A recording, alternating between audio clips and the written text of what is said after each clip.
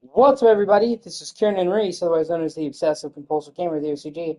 And hopefully I am live with Dying Light.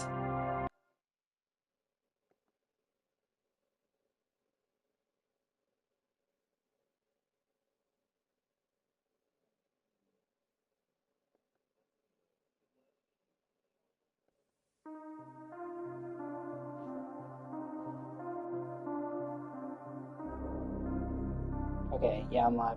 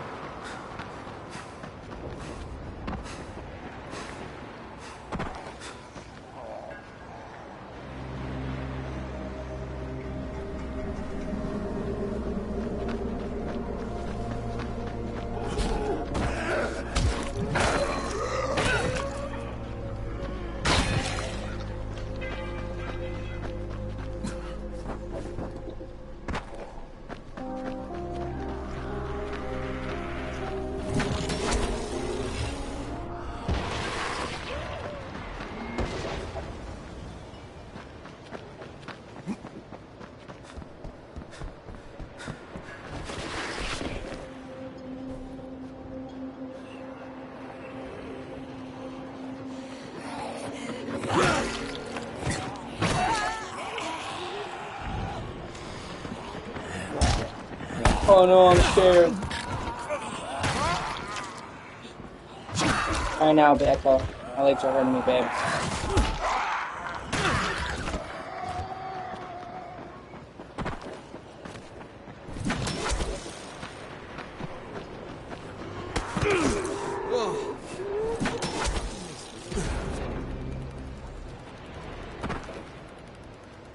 How many people have keys to open the gate?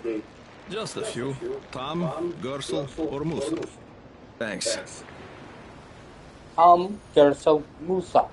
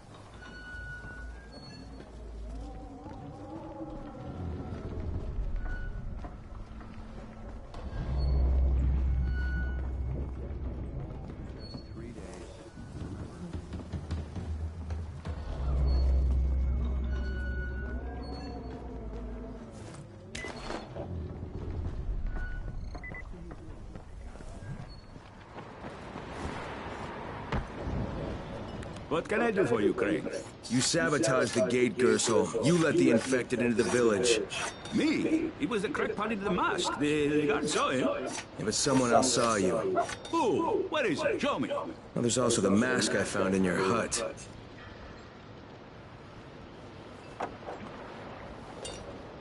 Yeah, well, what was I supposed to do? The village didn't want to pay tribute to Rice, and Rice was getting impatient. That's why he sent you, right? So you allowed an attack on your own people? I had to convince them that they needed Rice's protection. It did the job, didn't it? So what the hell do you care? Now Musa wants to put a bullet in Gas Mask Man. And that's a problem? Yeah, make sure it doesn't happen or you'll be explaining why you allowed infected into the village. All right. I'll talk to Musa and the guard.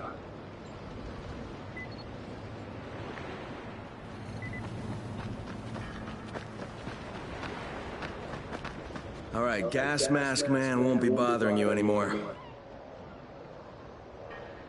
Did you put a bullet in him? No, that wasn't necessary. After what he did? Look, you may not like it, but murdering people is still kind of a big deal. If you decide it isn't, you and me are gonna have some problems. No problems, mister. I just got mad.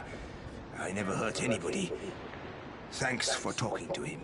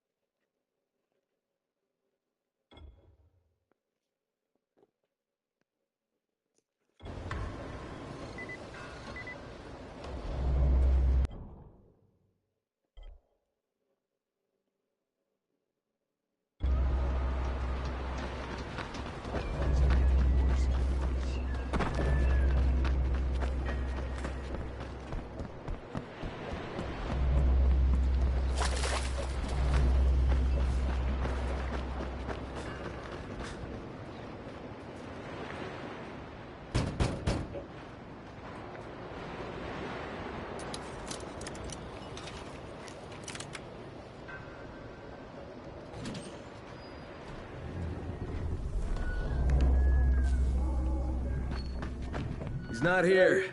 Oh. Well, you'd better go find him.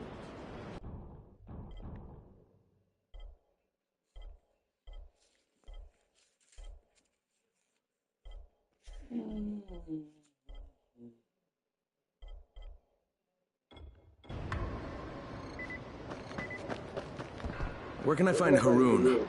Yeah, most likely he's under the bridge. That is where most trolls reside. Eating fishes, perhaps.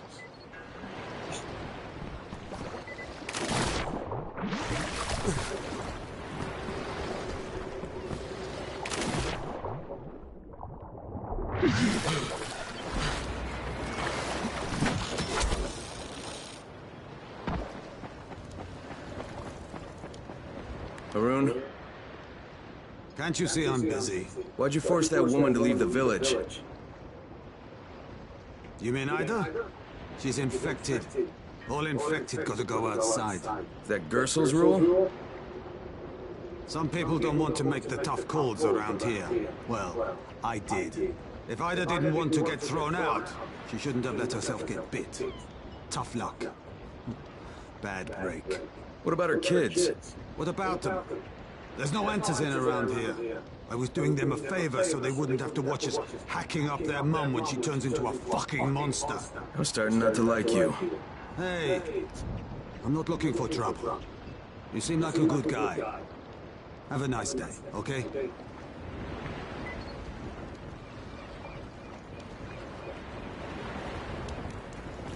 Now go fuck yourself. My conscience is clean. I did the right thing.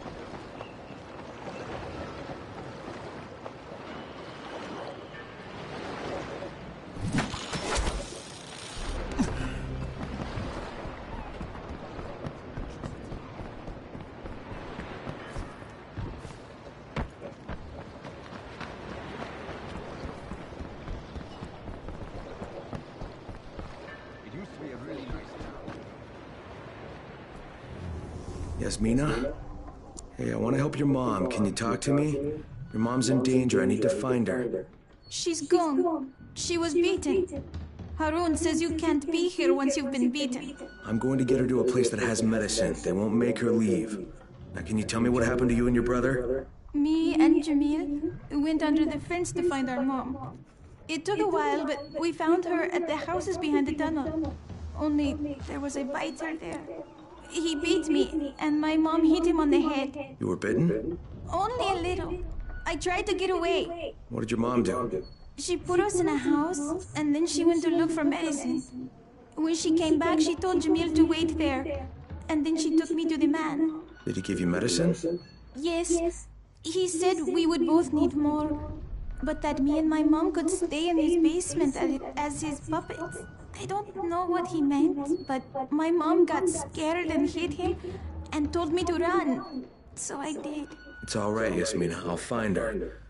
Where does the man live? I'm not sure. It's a house with hammers and axes. And where's your brother? Jamil is hiding in the house with the red flowers. You're a brave girl, Yasmina, but I need you to stay here a little longer, okay? And keep away from Harun until I get back. Can you do that? You're really going to find my brother and mom? Yeah, you bet I will. Thank you, mister.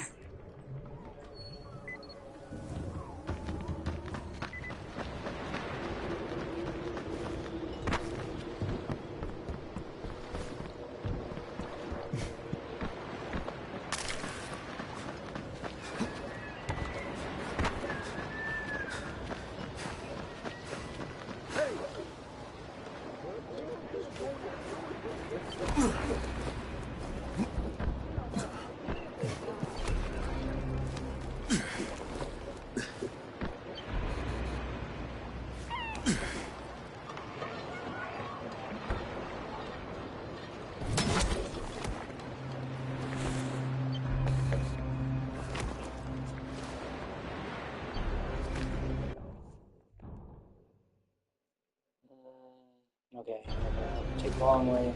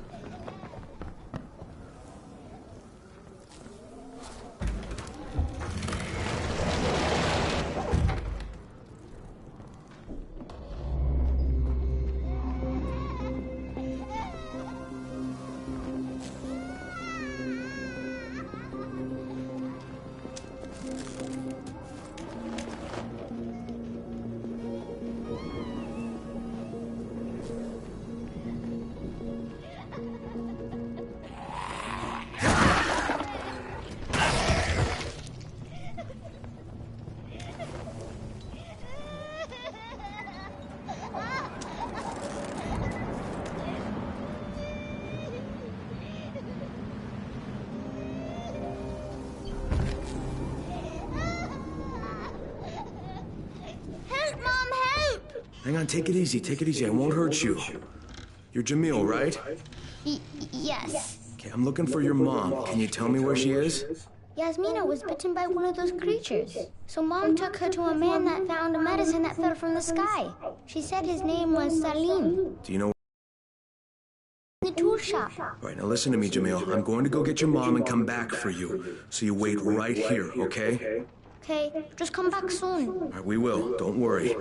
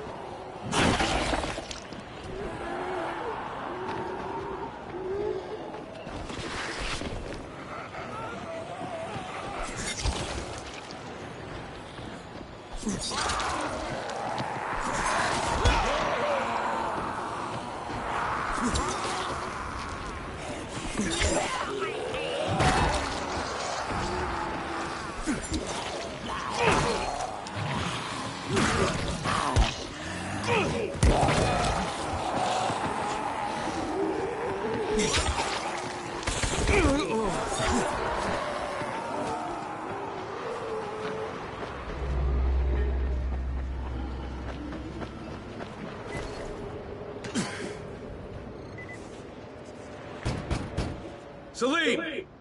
Salim, we need to talk! Go away! I'm armed, so you better get the hell out of here. You have to let Ida go! You mean that stupid woman? She's dead. She was infected, so I had to kill her. Now, her daughter says you have antizin. I don't know anything about this. It has nothing to do with me. Salim, I'm not leaving without her. Oh, yeah? So you want to have a party? How about I invite some more guests?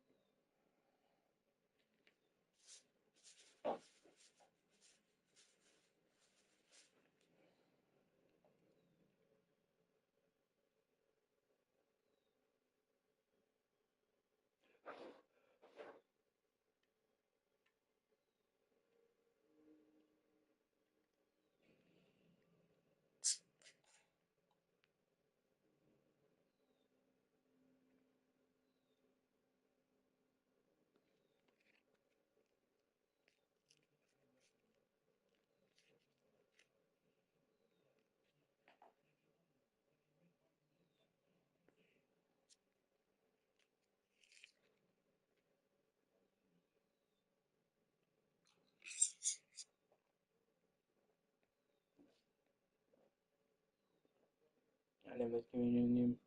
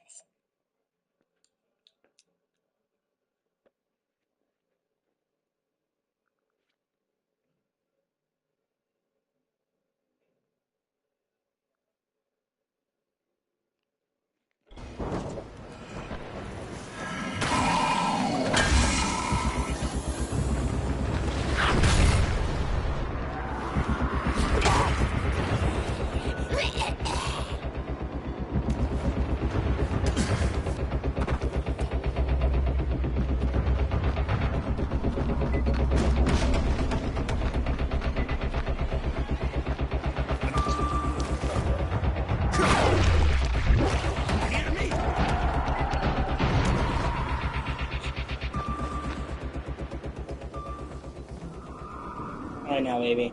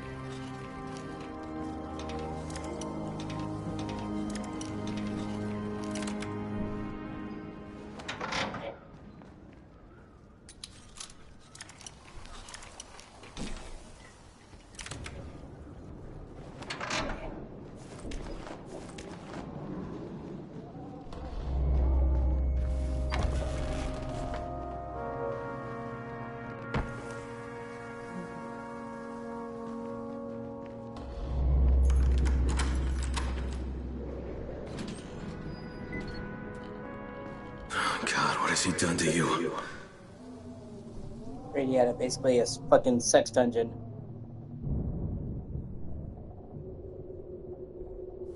Little mini Epstein Island. Take it easy, you're free. Yasmina, my daughter, she went... She's safe, she's back at the village. Your son's still hiding at the house where you left him. What am I going to do? We can't stay in the village. Harun will throw us out again. You're going to take your kids and go to the tower. I want you to find a doctor there named Lena. Tell her that Crane says to take care of you, and that he'll make sure there's enough antizin for you and your daughter. You are Crane? Yeah, I'm Crane. Now go back to Jamil, he's waiting for you. Yasmina's with your sister. Thank you for being kind to me. I didn't think there was any kindness left.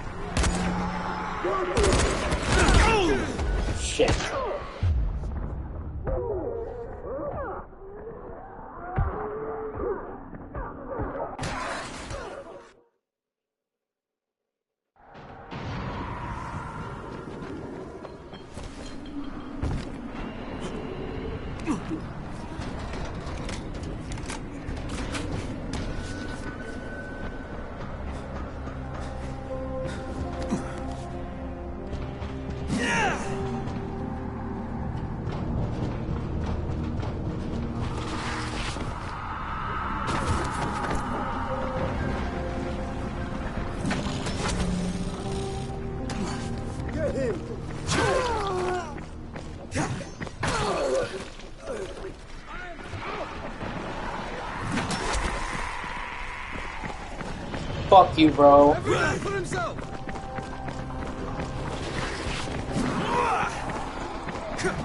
No!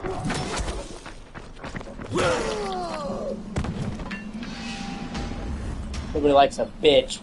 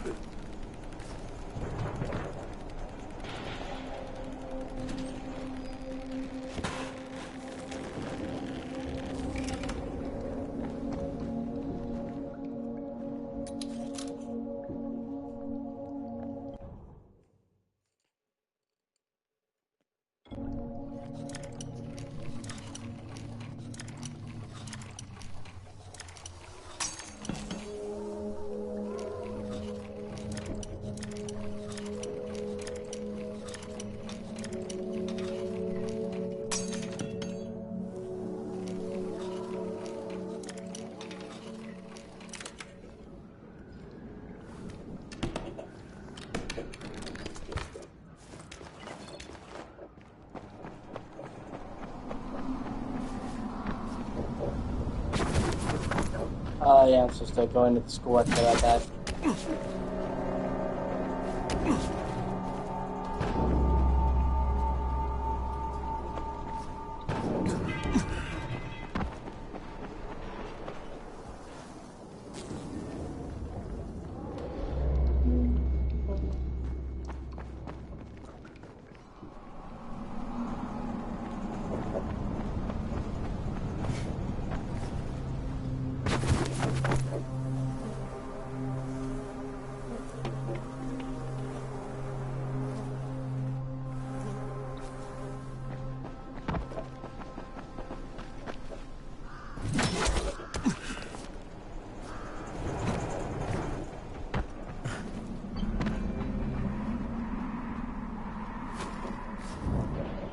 Freeze. I just want to talk. Try listening. Got an enemy? The first bullet goes over your head. The next one goes through it. Stop it, Edward. You don't want to scare off someone who might be willing to help us. We don't know this arsehole from a plate of falafel. Don't argue with me. Let him in. Seems Errol wants to talk to you. There won't be any trouble. Do I look worried? Scared to death. He's perceptive. Come in, come in. I'm Errol. Kyle Crane. This is my niece, Salia, and her son, Aaron. Do forgive Edward, but he's completely right to be worried. We're being pursued by some very ruthless men. There's something oddly familiar about you. There should be. The campaign spent a lot of money putting my face all over town. Of course, you're Errol Asani, governor of the province. Governor of nothing, but Rise has decided that any political figure is a threat to him. So he's ordered my execution. They nearly killed me once already. That's how I lost my leg. And it seems they haven't given up. A squad of his thugs has tracked me to my last safe house in the slabs. Edward was just there. He says they're searching the area. It's only a matter of time before they show up here. Sounds like you got quite a problem.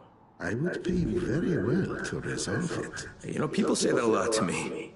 Trust me. What I can offer you can't be found Oh, anywhere hey man, it's else good to see you, at dude. any price. And I'll think about it.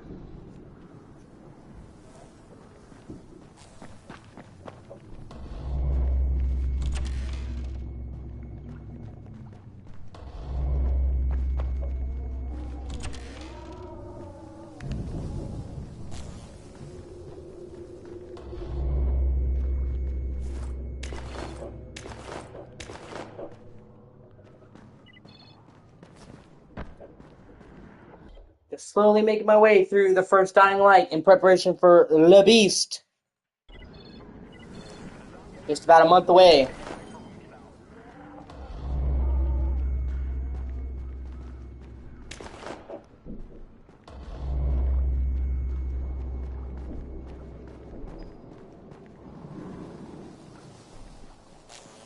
It's really good.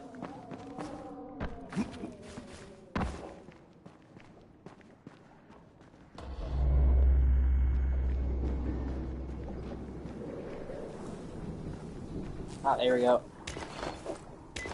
Boom.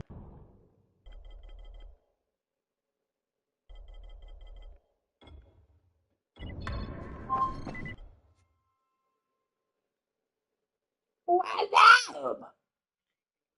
Alright, I love you, bye. I'll be right back. I have to help my mom real quick. You know how it is. Family comes first. Dominic Toretto, Vin Diesel, family.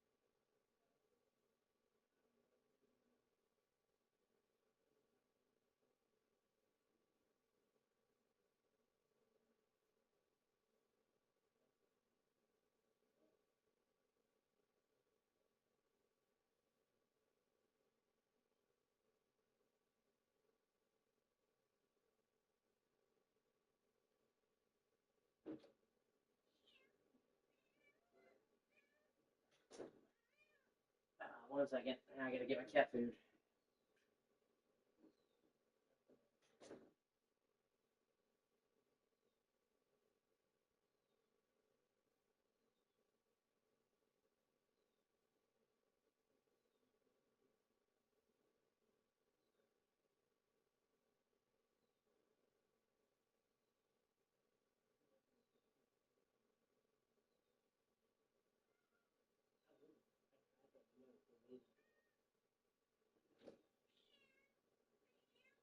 Yes, I didn't forget to feed you, cat. You act like I starve you every time, like you've never eaten.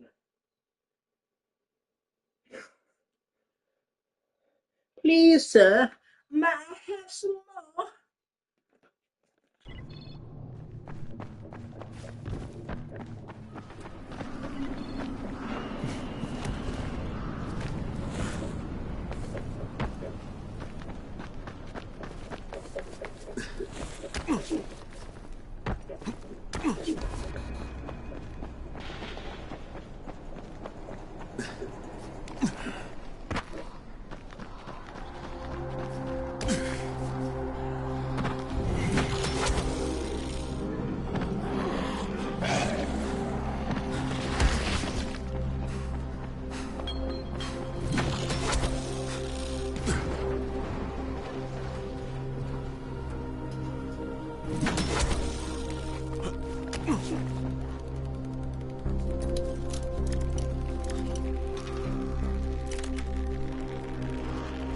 You still there, ED, or did you vanish?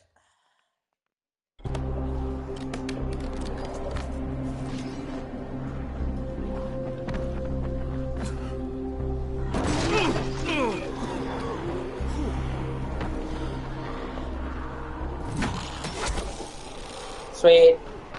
Yeah. They said I can't wait for the Beast. Looks really good. It's like they took the following and they made like a full game out of it. Looks really awesome.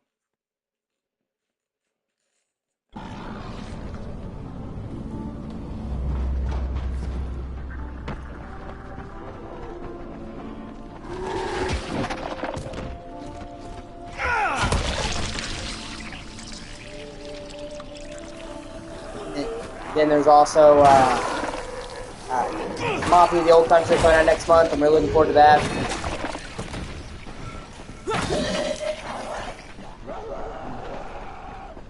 I love you, Echo right now, babe. Oh, I'm sorry, you.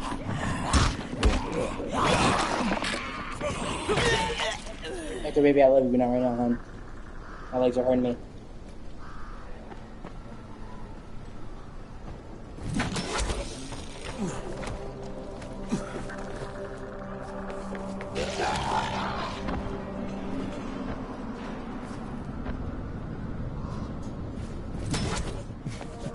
Come on, bro.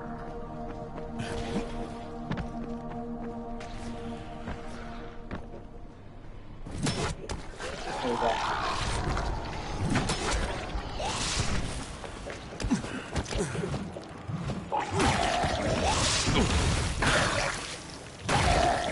Gotta hate those fucking things.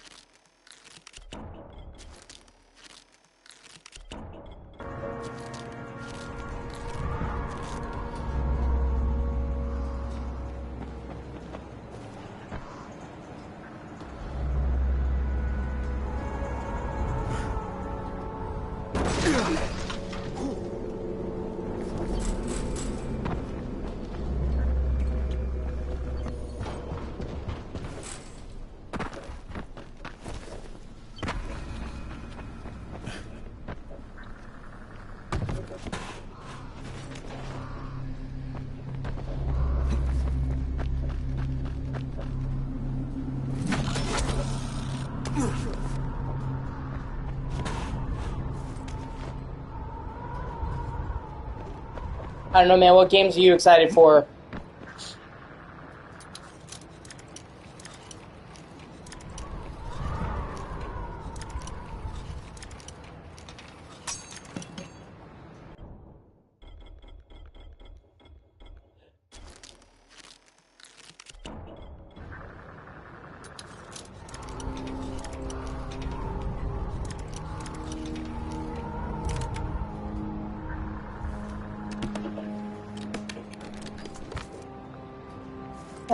Yeah.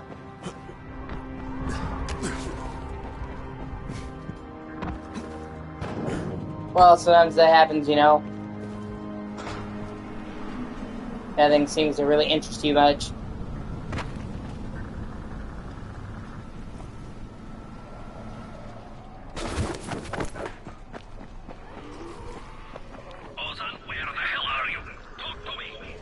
That's Kareem on the radio.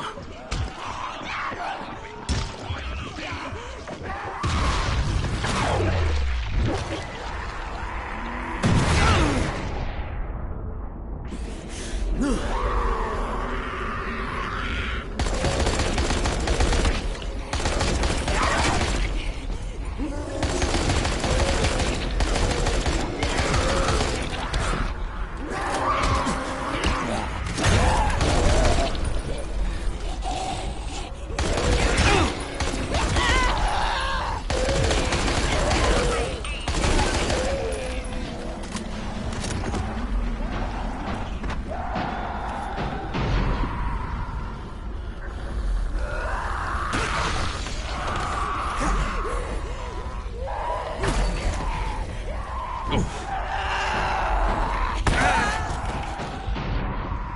also need to find to fit Dead Island, the Dead Island series on my schedule as well.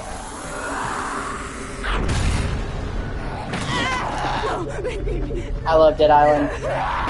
It's been a while since I played him, and I haven't played Dead Island 2. And it seems pretty good.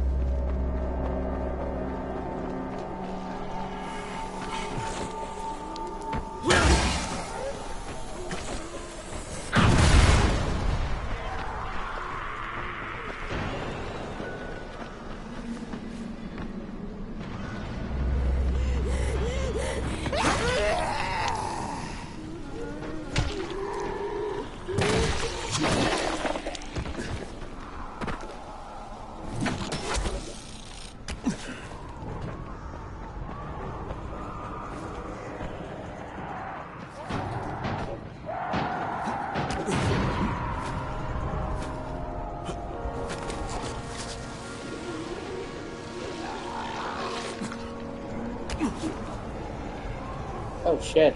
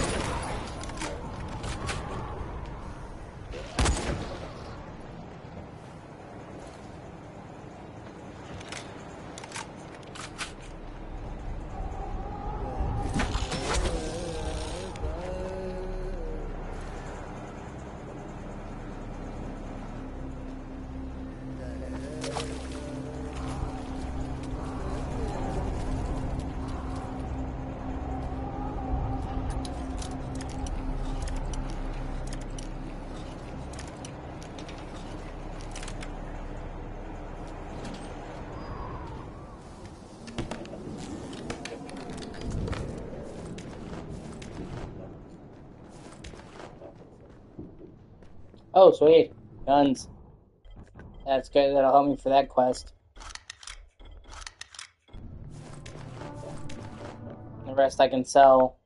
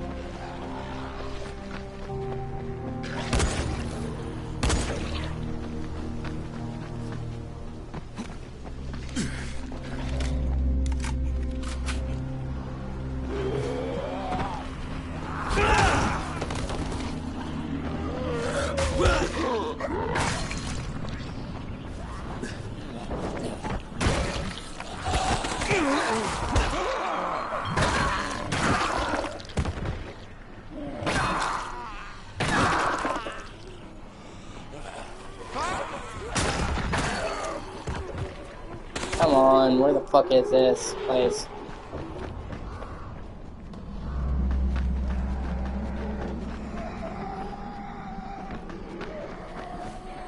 Here we go, I think this is it.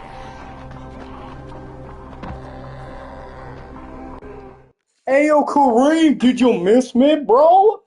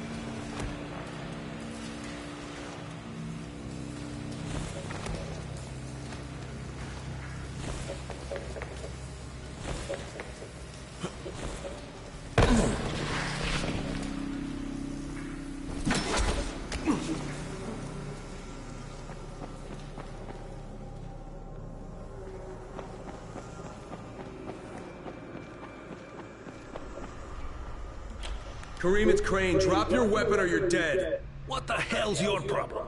This doesn't concern you. Sorry, Kareem, but Errol Hassani is my concern. You're working for him? You're a fool. I was his bodyguard, okay? After everything got fucked up and they built the wall, we got overrun. He got bitten on the leg. I took him to Randall, the only doctor I knew in the slums, and we cut it off, clean. It was the only way. He would have turned if we hadn't done it. But the stubborn bastard never forgave us. So, we parted ways. So why are you trying to track him down now? Early on, the authorities evacuated all the political bigwigs out of the zone. Errol told us there was a chopper on the way to take us out with him. Then he got bitten. With all the shit that happened after that, we missed the flight. But after you turned on the transmitter, we heard Errol asking for evac. And a couple of days ago, somebody responded. From outside. The old bastard's got a flight out, and I want a seat on it. What about Rice? Does he care about this guy? Not a rat's ass. This was my business. I just want to get out of Haran. Yeah, well, looks like you won't be making that flight, huh? That had already dawned on me. But I'd like to walk out of here. Look, if I see you again, I'm gonna assume the worst. You got it? Fair enough. Good luck, Crane. You're going to need it.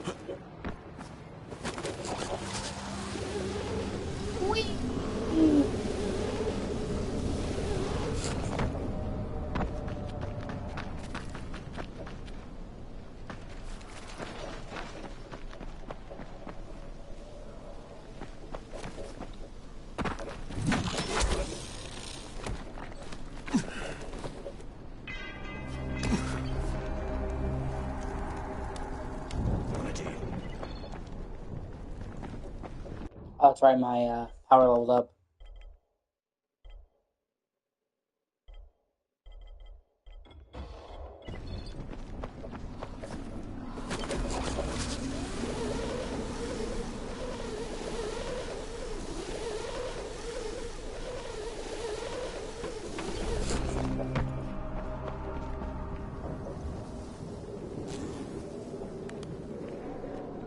Did you find them? Yeah, I did.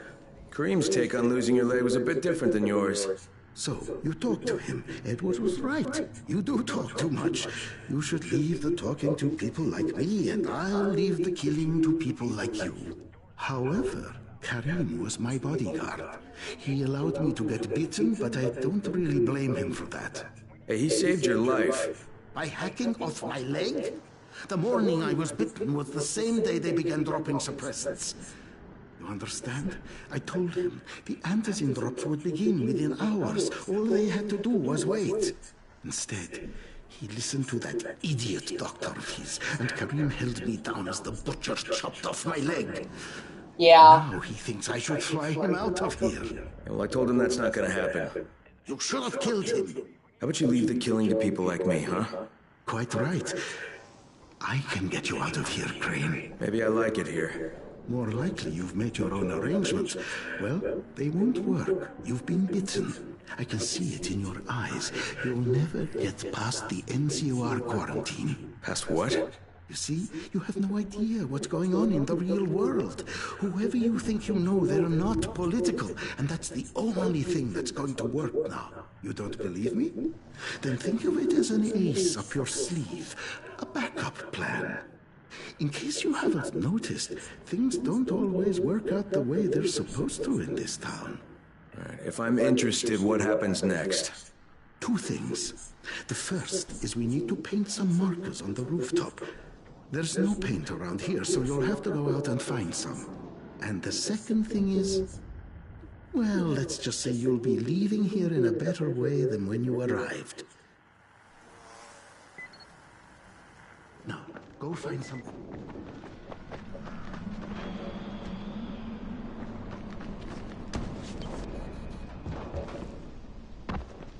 I genuinely don't like people who try to talk down to the people that are asking for help. Like, if you're so much better, you fucking do it.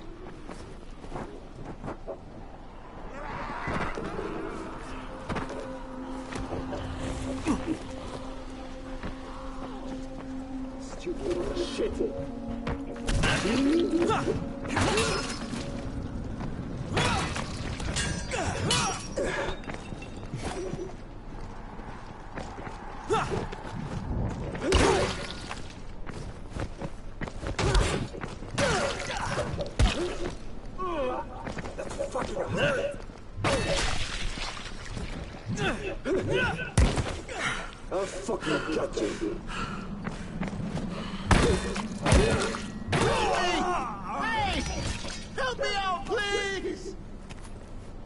Yeah, I'm trying, bro.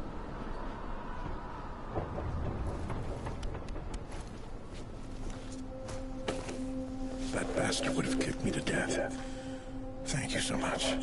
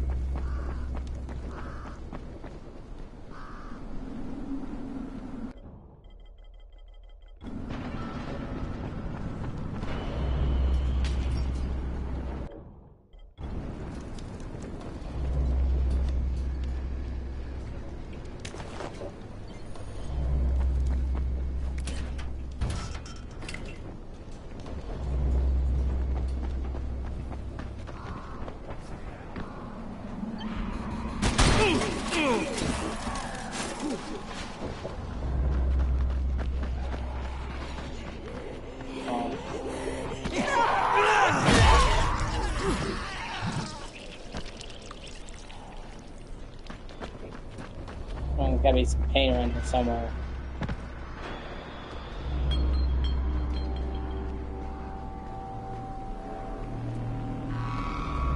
Ah, here we go. Ah, nope.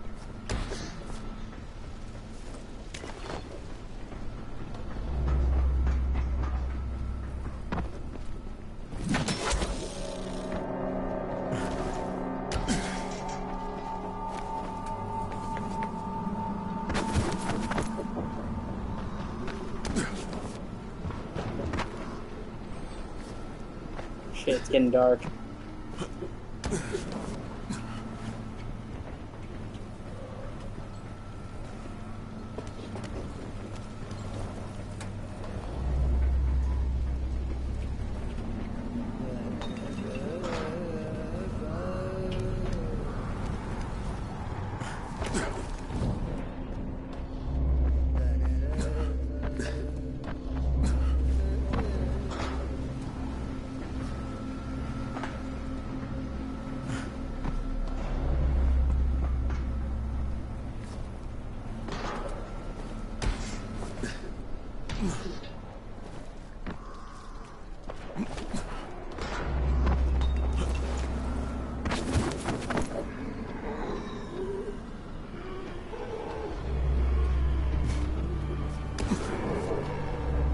Come on, I need 2 more things of paint.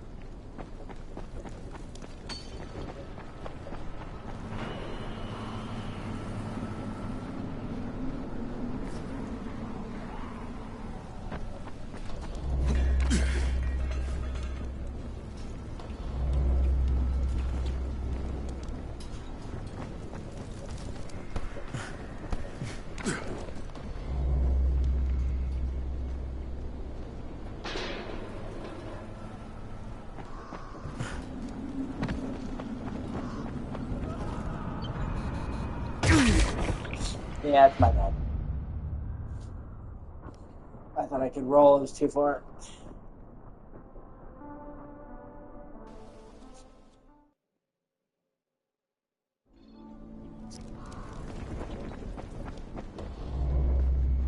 Oh, there's gonna be some fucking paint around here. There's one. Okay, just one more.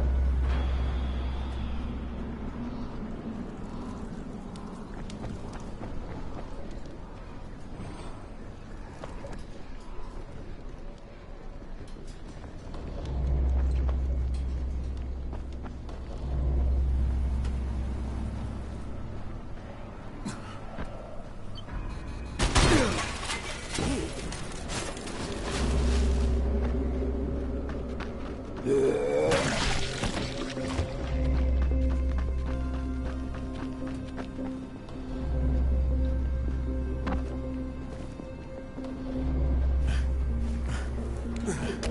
frustrating how wide they make the fucking search zones in this game. They'll just give you like a big ass area and you're supposed to wander around it with your thumb up your ass.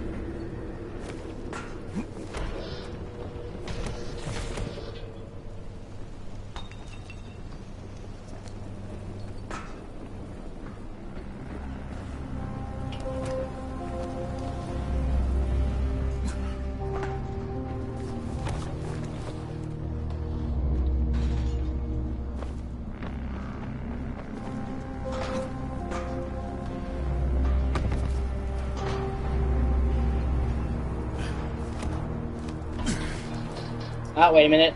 Boom.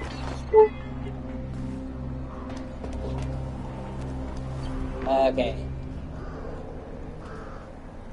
Yeah, that'd be great, too.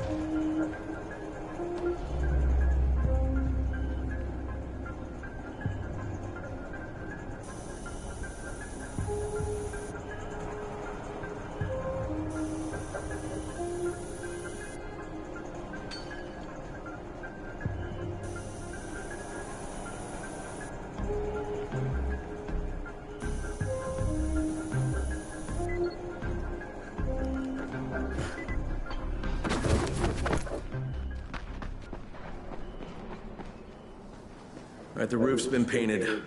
Good. Now there's one last thing. There's a duffel bag in a locker on the second floor. I'd like you to bring it to me.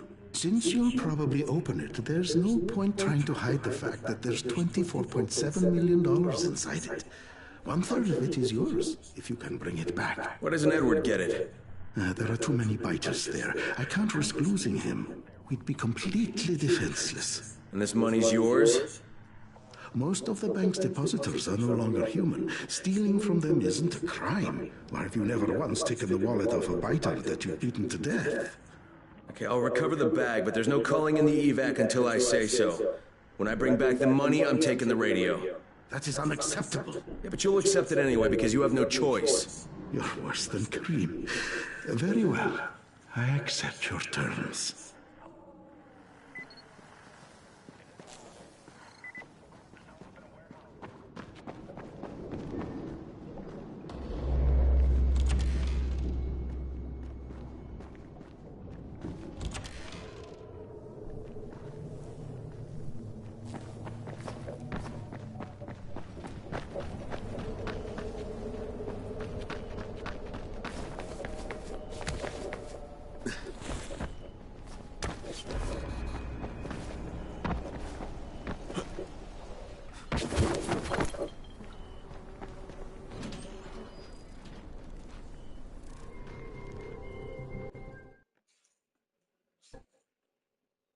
Yeah.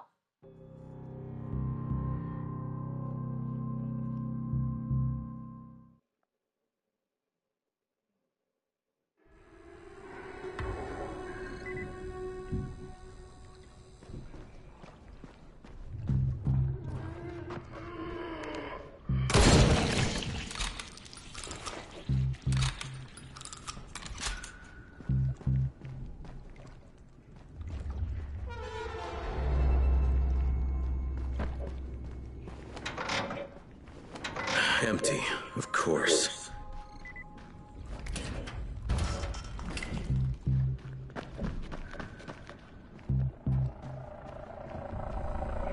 Sorry, Crane. I had no choice. Kareem said I was a fool to trust you. It's not what you think. I would have taken you with me.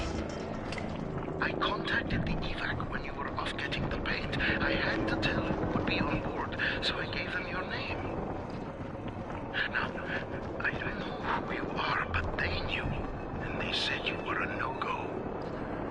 So I had to send you on that phony money run. There is no money. Yeah, shocker. I'm sorry, Crane, but I've got to get my family out of here. Go to the rooftop and you'll find some things you can use.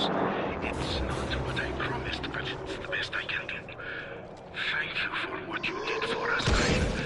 Good luck.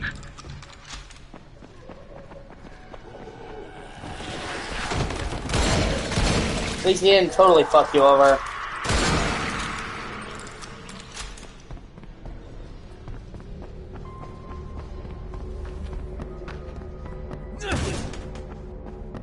Most politicians would fuck you in the ass and they wouldn't even give you the courtesy of spitting on their hand before shoving it in.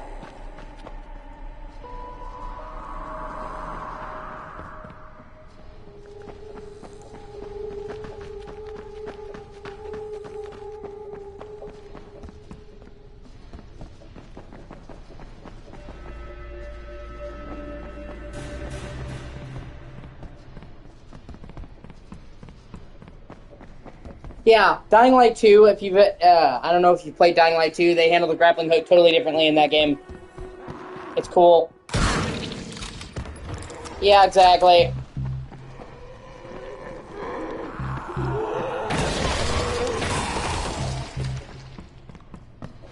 In that game, the grappling hook is, like, completely different. In this game, it pulls you forward, like Scorpion style.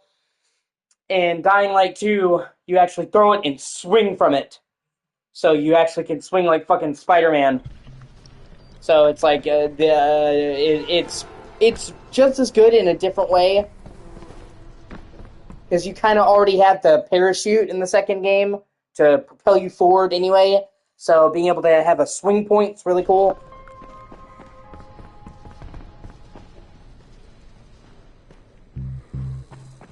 And I'm assuming they're probably going to have a grappling hook equivalent in the Beast as well to become a series staple. Who knows if it'll be more like the first game, more like the second, or if it'll be a mixture of both. I guess we'll see one way or the other. I'm really looking forward to it, though. Like I said, like, if you haven't checked out Dying Light Beast, you really should. It looks fucking great. It looks like they're trying to take elements from Dying Light 1 and 2 and try to make everybody happy, because Dying Light 2 is very different than 1. And I like it on its own merit. I don't think every sequel needs to be exactly the same. I can understand why some people don't like it as much. It has a very different vibe. That's cool. They're kind of trying to take elements from both and fuse them together with the Beast.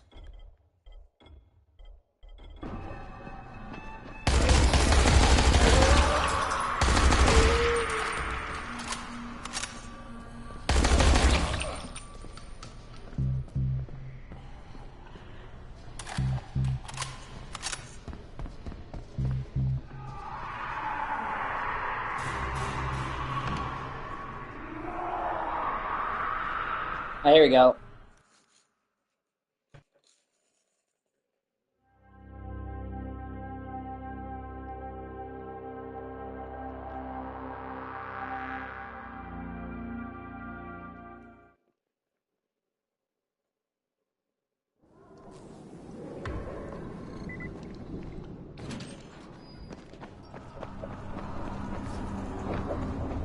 Hello, Crane. How's your day been? Hey, I thought we had an understanding. I think we have a better understanding now. But if you want to shoot me... Another time, maybe. He did leave you a few goodies.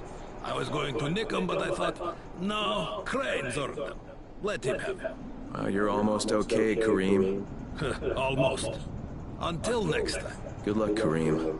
Exactly. Yeah, Kareem is a solid dude, honestly.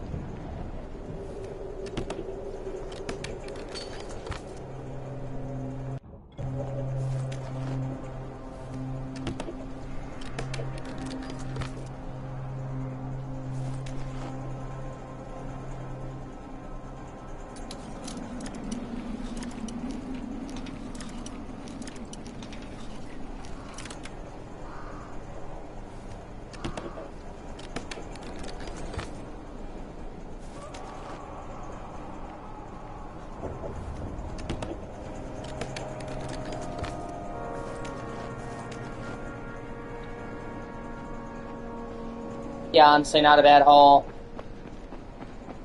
Plus, you get a ton of experience.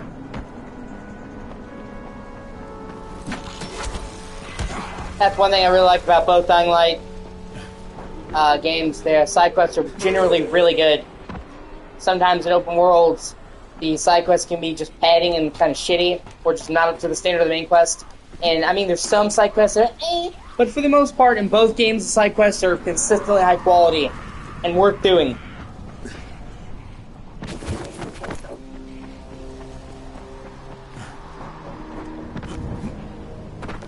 I also need to fucking load up Cyberpunk. They just recently dropped an update for that. They added some new missions, some new cars and shit. Made improvements to the photo mode.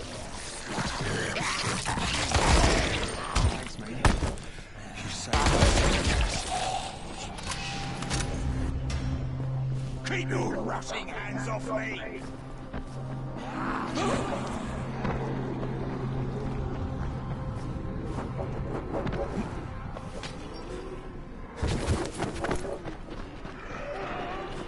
I will say, I think Dying Light 2 has better parkour, and that, for me, is one of the main reasons why... That's funny. Yeah. One of the main reasons why I like Dying Light 2, I think, more than Dying Light, is I think the side quests... I'm sorry, I think the parkour in Dying Light 2 is better. You have more like maneuvers, like long jump, high jump. You can run sideways across walls and jump off. You have the parachute to fucking allow you to jump and glide and soar. The air drafts.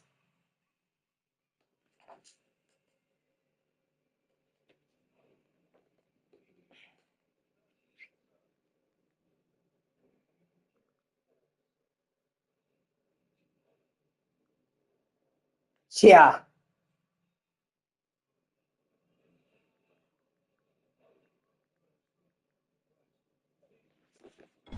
Yeah, well, it's all because of fucking GRE, man. Despite being called the global relief effort, they really fucked everyone. I mean, they pretty much tell you in Dying Light 2 that they found a cure, things were okay, and then because they had to keep fucking with the virus, they managed to build a type of the virus that was immune to the cure, and that's when all hell broke loose.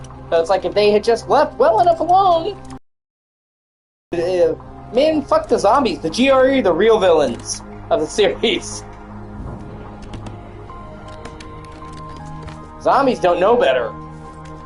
Fucking GRE did, and still, it's like, did you not learn your lesson from Haran? Obviously not, and now everybody has to pay.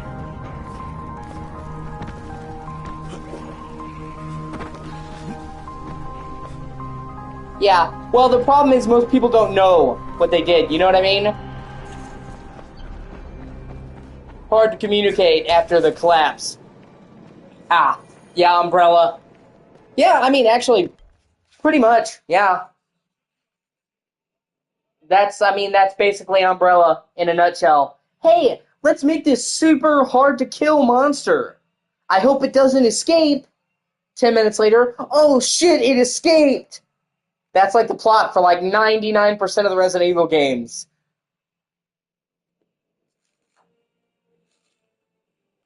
They actually almost entirely go over that in Resident Evil 4. It's one of my favorite moments in Resident Evil 4. In the remake of 4, if you've ever played 4 in the remake, you fight the Regenerators, and they're fucking creepy. They just sit there and... Yes, hold on one second. Give me 1 second. I gotta go to the door. I'll be right back.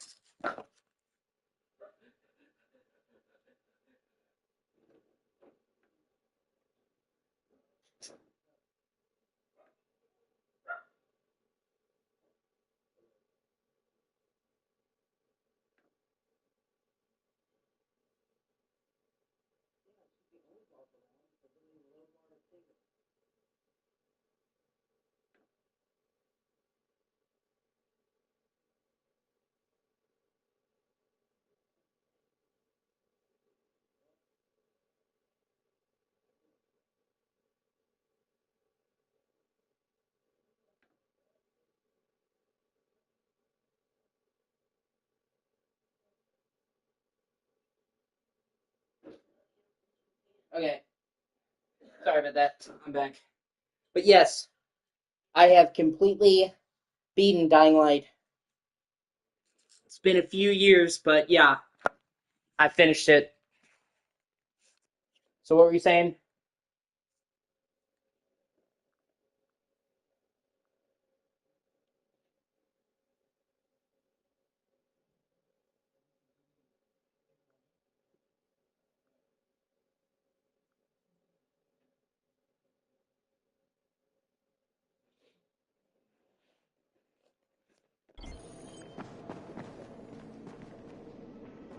There's a lot to be done around the tower.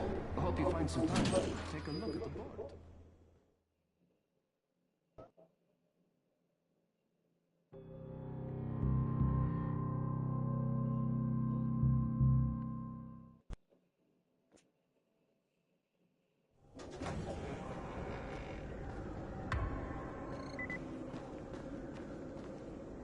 As long as Yeah. they're alive, there's still a chance. Yeah, they're fucking dumb as shit.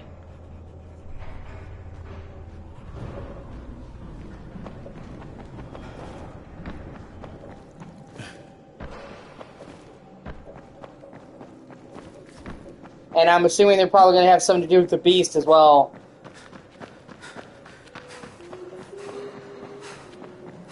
They had such a huge presence in fucking Dying Light and Dying Light 2 that I can't imagine they wouldn't be in the Beast. You found some crayons. Oh, fantastic. You're the best. The kids are gonna lose their minds. But in a good way. Here, take this. You'll make better use of it than I will.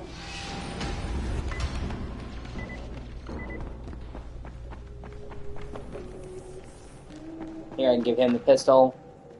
You got it? Great. Here's the key I promised you. It's to my old pawn shop, you know? Used to be the best in town. Hey, speaking of the pawn shop, would you do me another favor? I need you to bring me something from the shop. You're going there anyway, right? What is it? It's a... Don't laugh, okay? It's a Ray McCall action figure. I know it sounds silly, but it means a lot to my son. Yeah, that's funny. Yeah, in Resident Evil 4, yeah, in Resident Evil 4,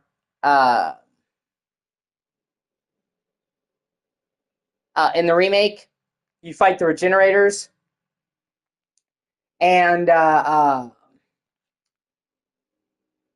they're fucking, they can stretch their arms really far and grab you. They, have glowing red eyes. They sit there and breathe, and it's like one of the creepiest things in the entire series, because before you see them, you just hear them breathing in the dark, and they regenerate. You have to shoot specific spots on their body to kill them, where they'll just endlessly heal. And you can find a note in the Resident Evil 4 remake, and he's like, I created a rapidly healing monster with super stretchy arms and razor sharp teeth. He's just like, my friend is telling me that we need to be really careful, but nothing will go wrong. And then it's like, ... and he's like, my friend was right. It escaped. I'm like, this is literally the meme, man. I just made, like, this indestructible monster. Oh, shit, I'm fucked. It's great.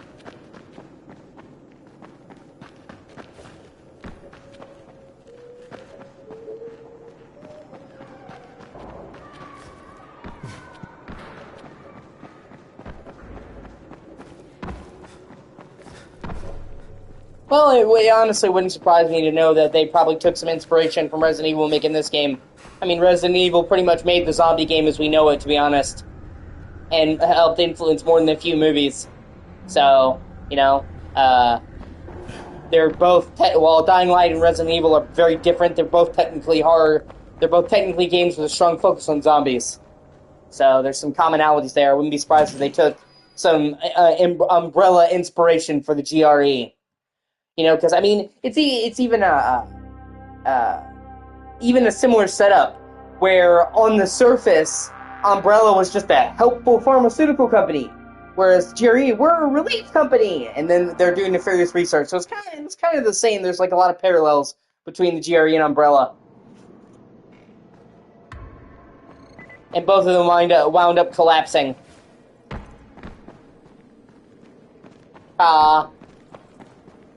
Well, you know what they say, there's street smarts and there's book smarts.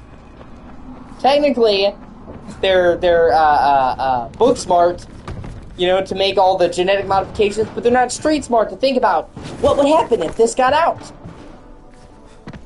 Then again, is it really that hard to believe? Do you know how many fucking accidents scientists have made in real life? It's honestly now believed that fucking COVID-19 was made in a laboratory in Wuhan and got out because somebody broke protocol and fucked up. So the entire pandemic that gripped the world was due to one guy fucking with a dangerous virus and fucking it up. So, like, we've seen in real life that shit happen.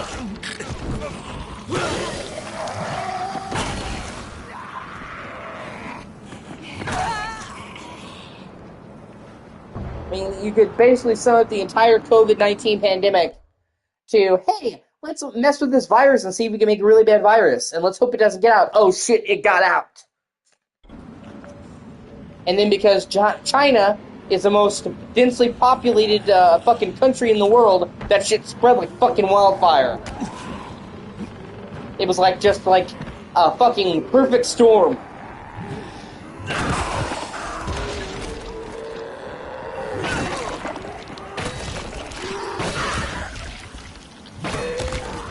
And they don't have enough distance between the people, so...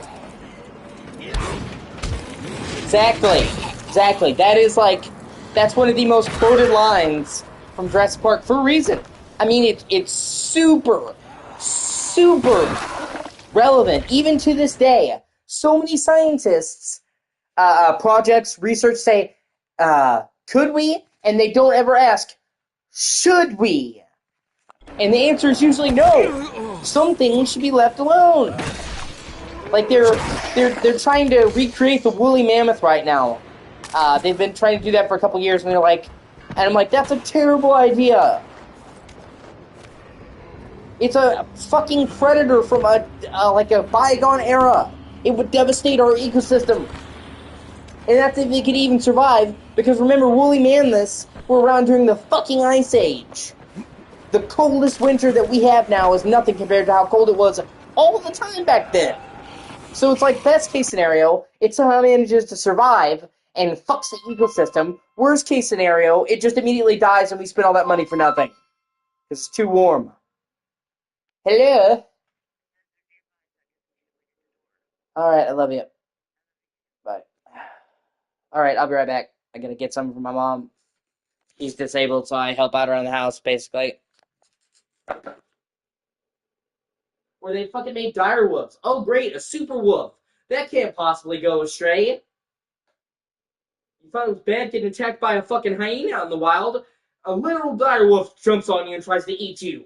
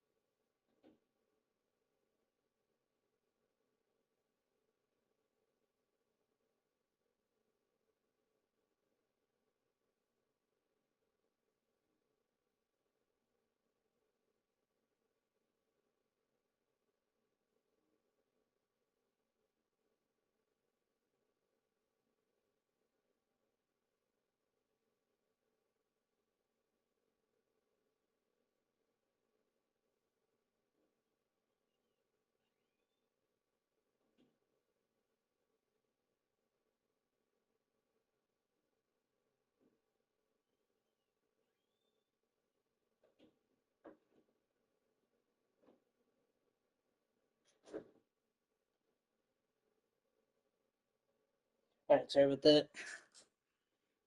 Hate leaving the stream unattended, but my mom had to help my mom. She has nobody else that can help her, so family comes first.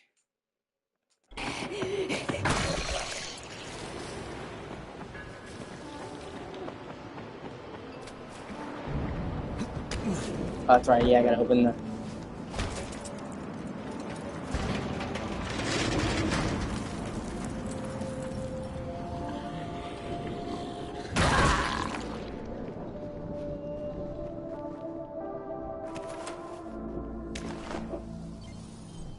Ah, it's a cat. I kept thinking I recognized the name Ray McCall.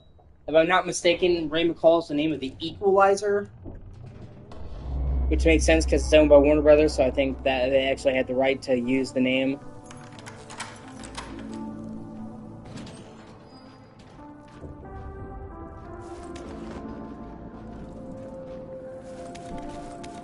Sweet. No such thing as too much ammo, baby.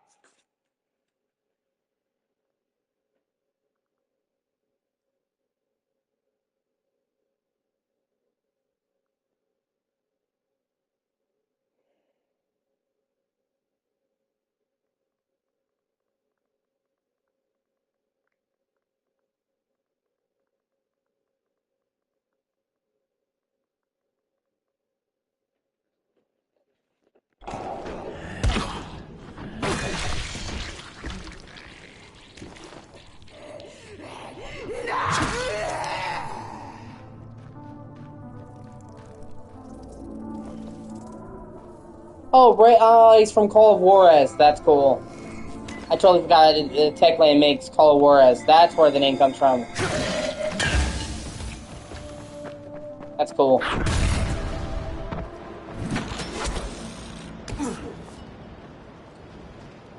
They actually put up a poster on the side of the tower saying Castor Woods. That's saying telling like the beast. Everyone, this is Brecken. If anyone sees Dugwood, get him back to the tower ASAP. He's got a gun. I repeat, he's got a gun. He winged a guard on his way out. Oh no. What the fuck, dude? I give you a gun and you fucking attack a guard? What the shit, bro?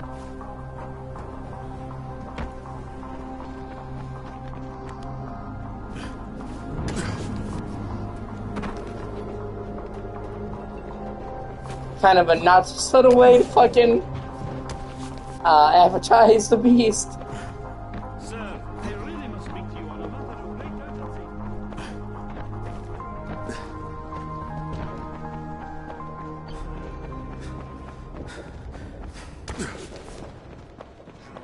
You got something for us? Thanks a lot. Every little thing matters.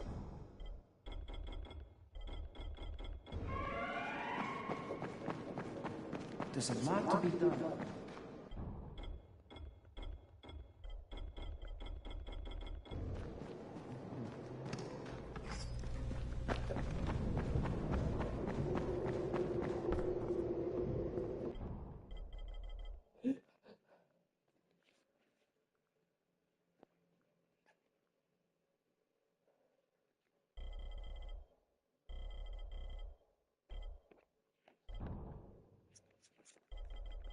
I only need one pistol.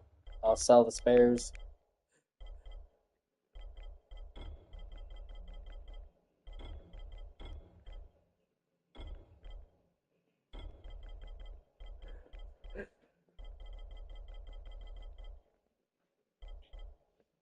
Come here.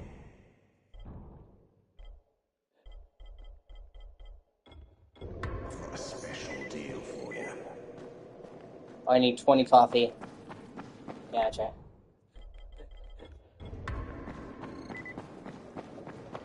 You should watch yourself. People are counting on you to help them. Please, don't just stand around.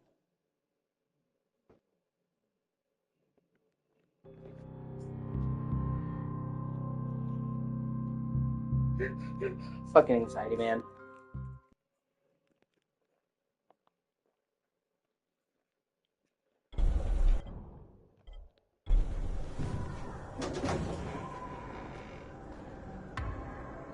What the hell happened? I heard the shots. I knew he was going to snap. How'd he get the gun? Just glad he didn't kill anyone.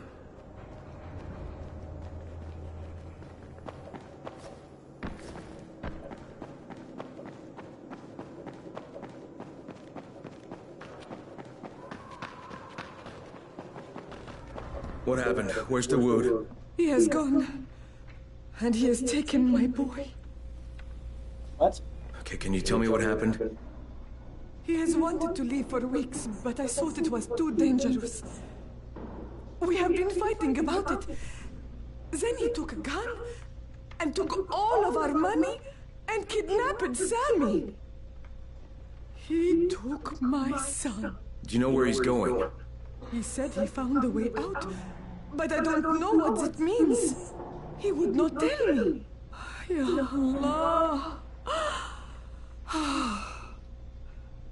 How could he do this? How did he get a gun? I'm sorry, Selma. I got it for him. He said he would use it to get both of you out. La la la. La la la, Dawood does not want me. He has not wanted me for a long time. Now he has what he wants. I'll get your son back, Selma. I don't know how, but I will.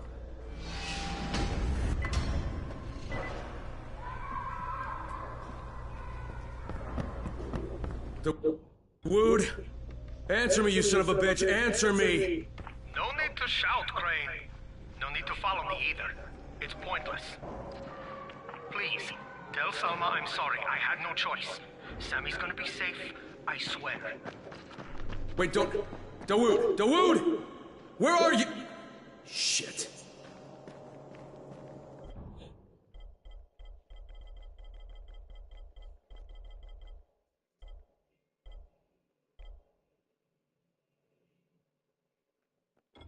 Yeah.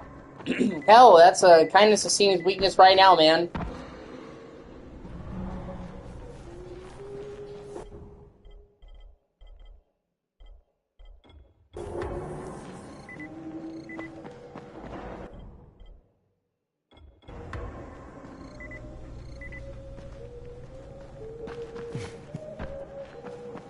I've had a bunch of people think they could take advantage of me just because I'm nice to them. They think that because I'm polite and respectful that means I must be a bitch. And then they learn really fucking quickly. That's not the case. I don't start fights. I finish them.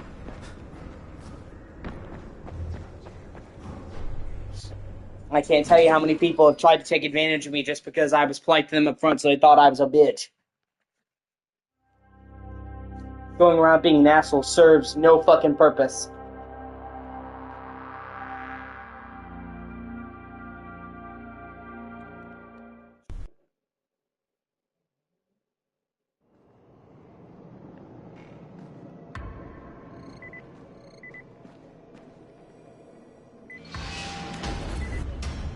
There's a lot to be done around the tower. I hope you find some time to take a look at the board.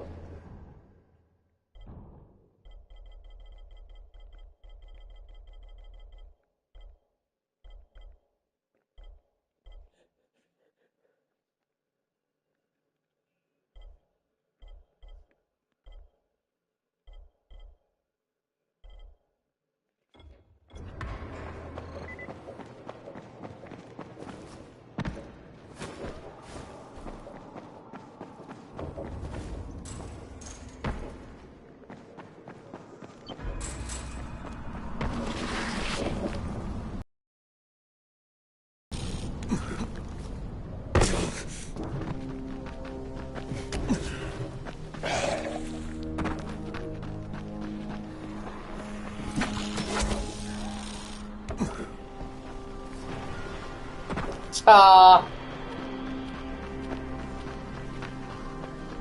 have no idea what the fuck that means. Just please don't hurt yourself.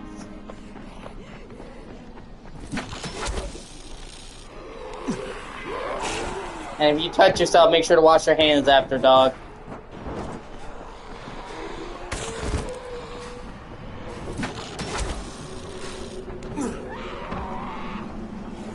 Oh, I know. Alright, dude. I guess I'll see you then, man. So it's nice having you.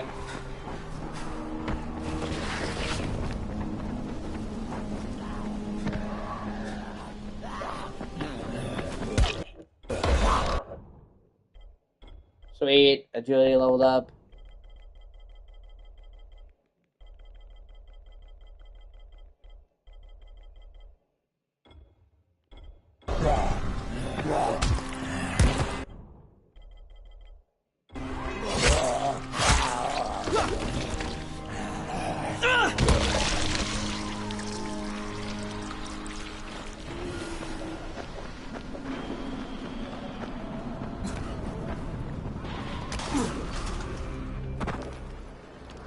Are you Tolga and Fatine?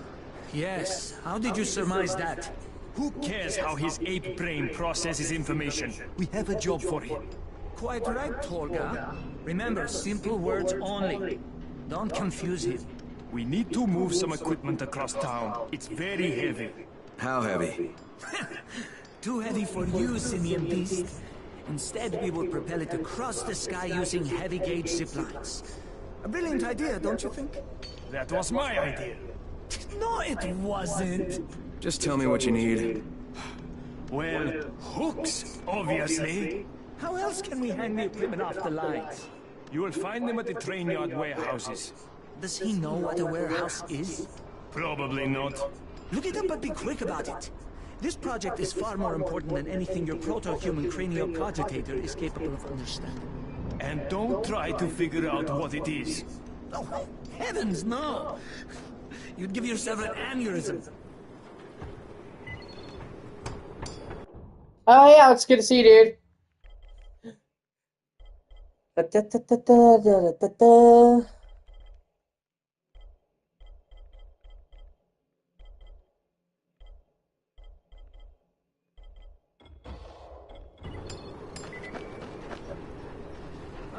Hey, you want to try calming down long enough to tell me what's wrong?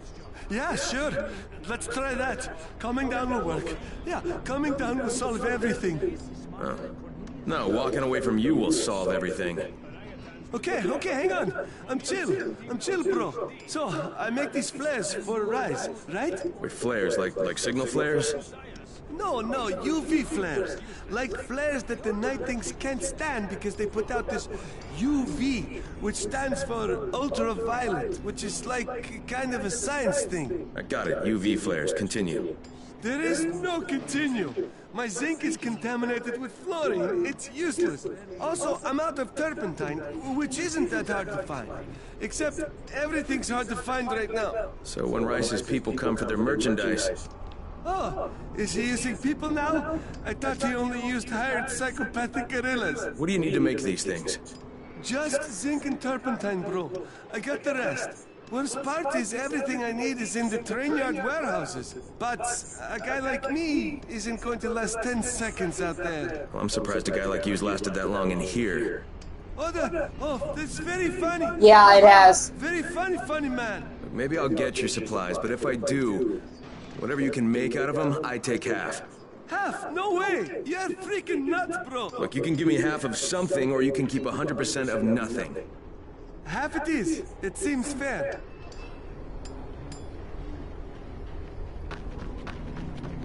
Hey, you been looking for a runner? Well, we're looking for one who will say yes instead of no. Jafar can fill you in.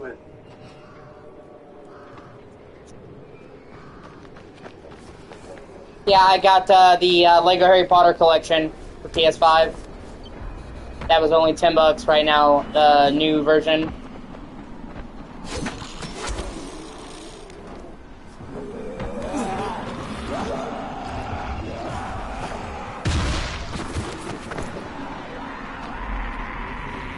I think Lego Harry Potter is one of the better ones.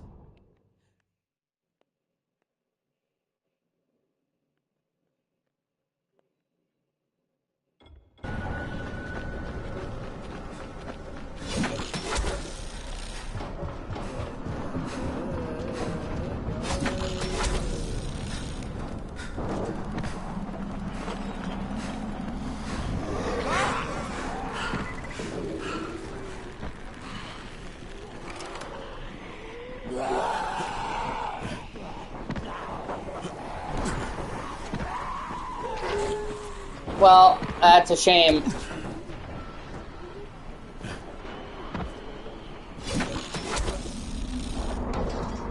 I love Harry Potter.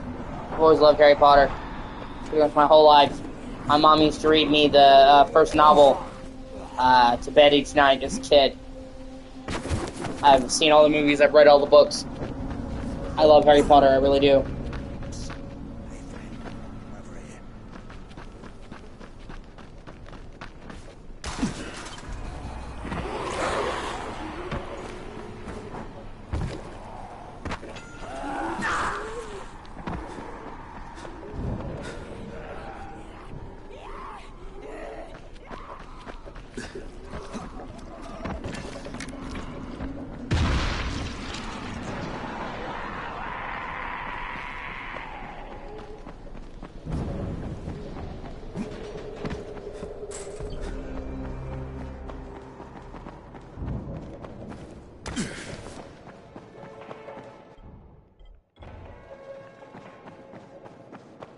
People are counting on you. Please, don't just stand around. Even if you're not familiar with Harry Potter, it's generally seen as one of the better Lego games.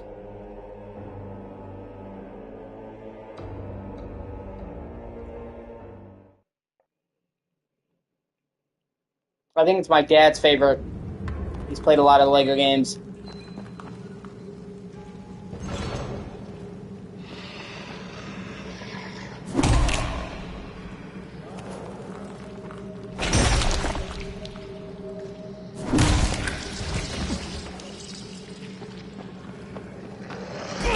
Yeah.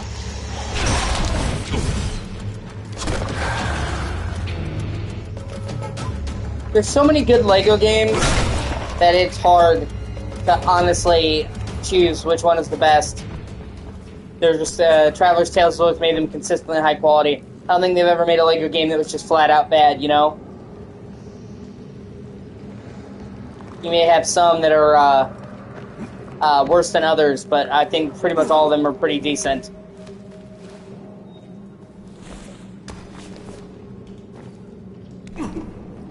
And especially with the speed that they put them out. Here somewhere. Look around. Might spot some sign. Like, they were putting out one every year for so long. And then,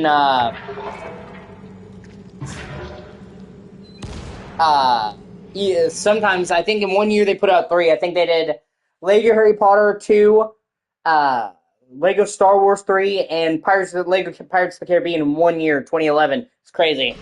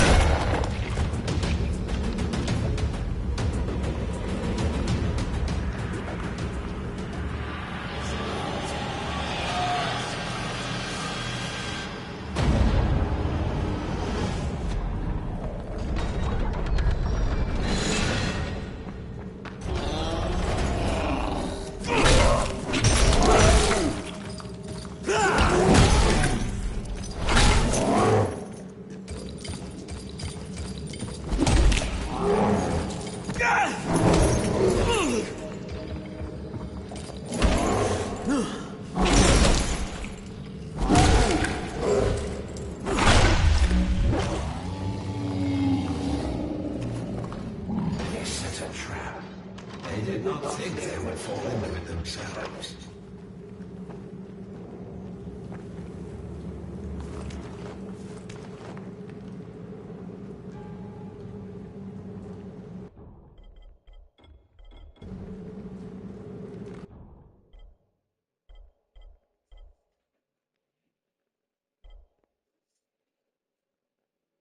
Yeah. They used to go on there pretty often. It's one of those things where then once you're looking for it, it just doesn't happen.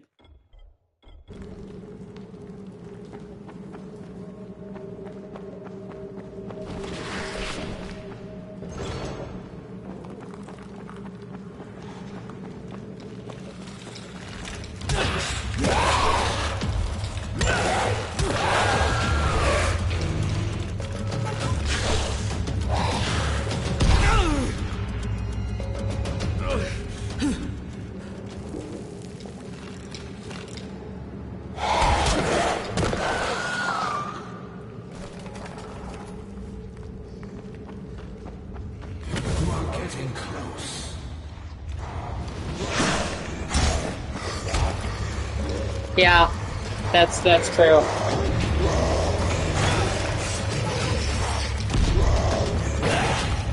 That's weird. I wonder why the first one didn't.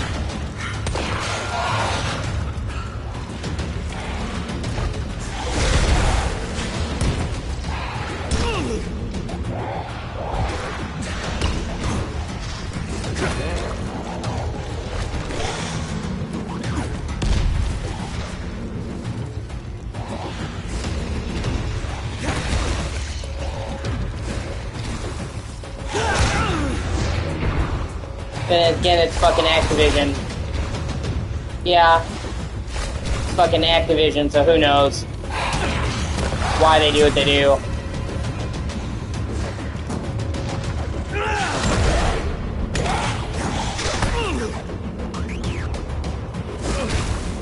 Sometimes I'm not sure they know what they're doing.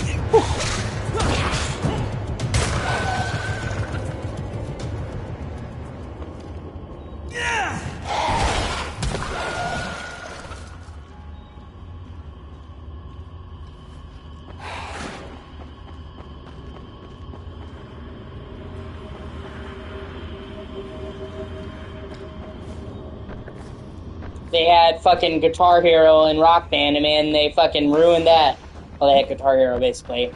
And they fucking destroyed that brand. It's crazy how quickly, like, Guitar Hero came and went, man. To the point where now, like, if you were to tell, like, a Zoomer about Guitar Hero... Yeah, that's weird.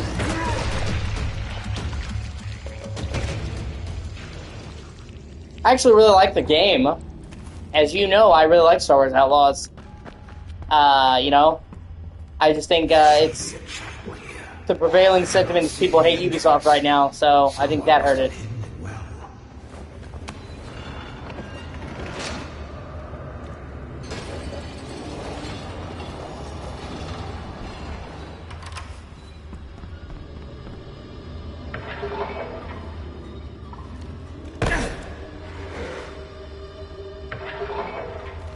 Yeah, but like if you told most boomers about Guitar Hero, they'd be like, "What the fuck are you talking about?"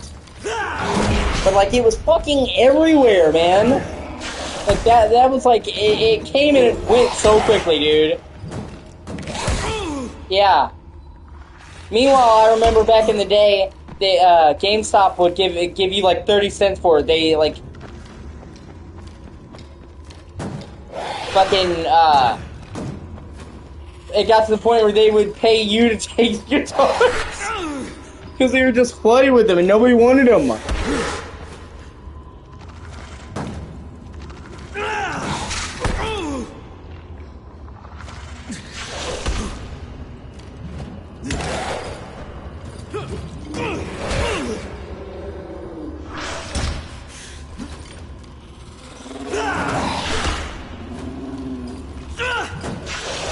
My sister was like really, really into Guitar Hero back in the day.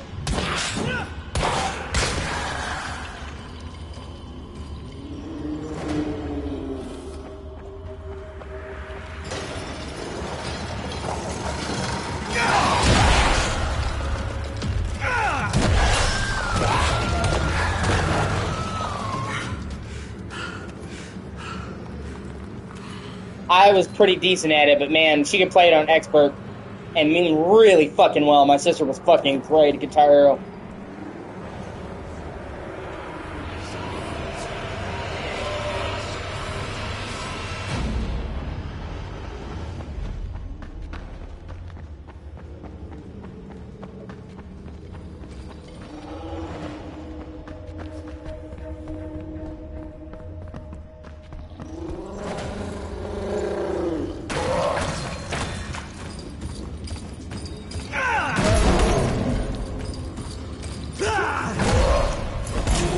Shit.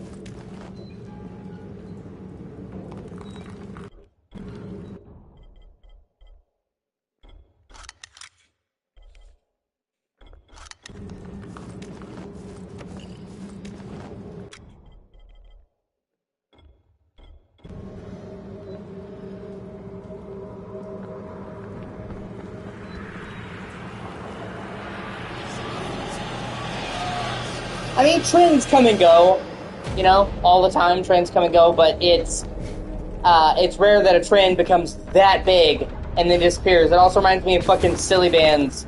I don't know if that was a little bit before your time. There was a period like 10, 15 years ago where like fucking silly bands were fucking everywhere. Like, who was the coolest kid? Was like, who had the coolest rare silly bands? Yeah. And my sister actually made quite a bit of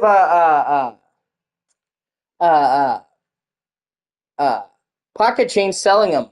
She would get them. She had a bag, and she was like, "Hey kid, you want silly band?" Yeah, like my sister was like a fucking drug dealer for silly bands, man. And she made like bank. She's like, "Hey kid, you want a silly band?" I got the rare one, like the rainbow one, like, man.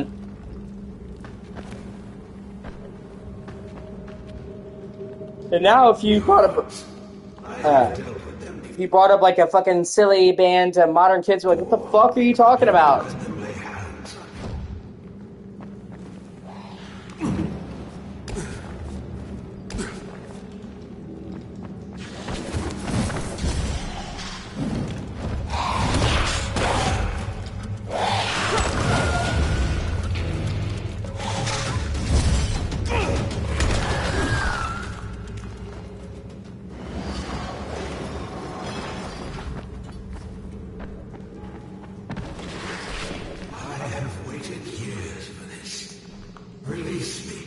Destroy the crystals.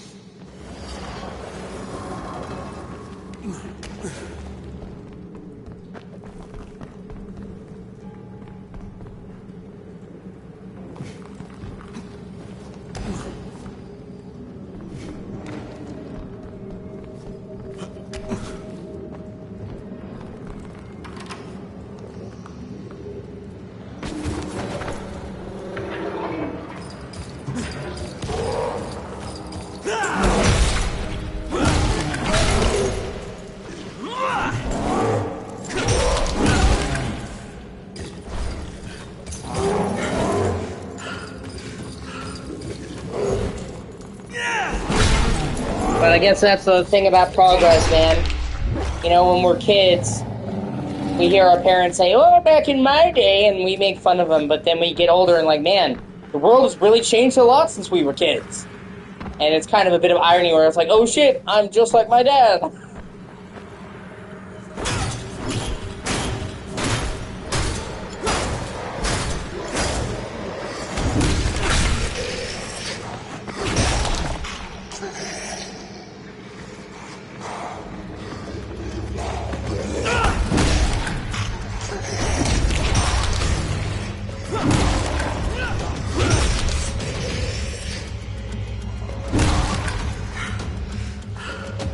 Of course, there's exceptional moments of stupidity in every generation.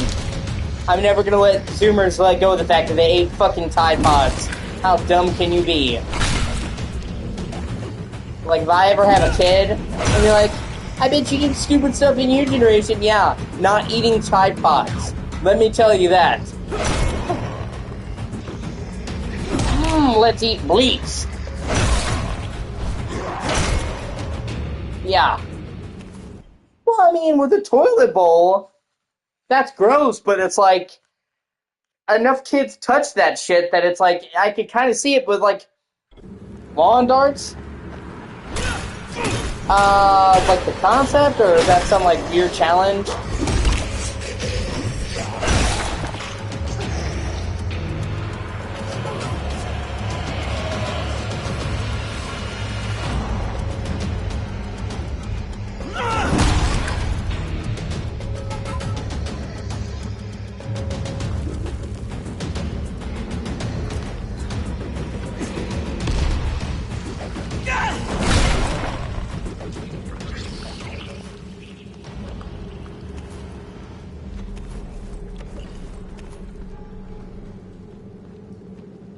And also sounds...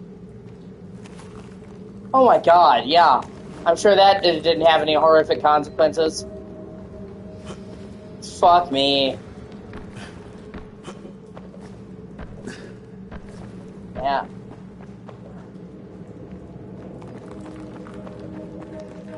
Or you know how many toys they used to fucking make for people? Good. Another remains. When you release me, God. take us away from here. There is a portal down here, inactive. Yet I can open it. Be ready. It's kind of like, you know how many toys used to have, like, small parts, man, which is like the one thing that little kids put in their mouth. It's like, who decided this was a good idea? It's like, you don't need a fucking rocket scientist to tell you not to have small parts around children. They stick shit in their mouth. Most kids, they'll just, I just put it in there. It's like, I thought you guys were supposed to be making the fucking toys for people. Holy shit.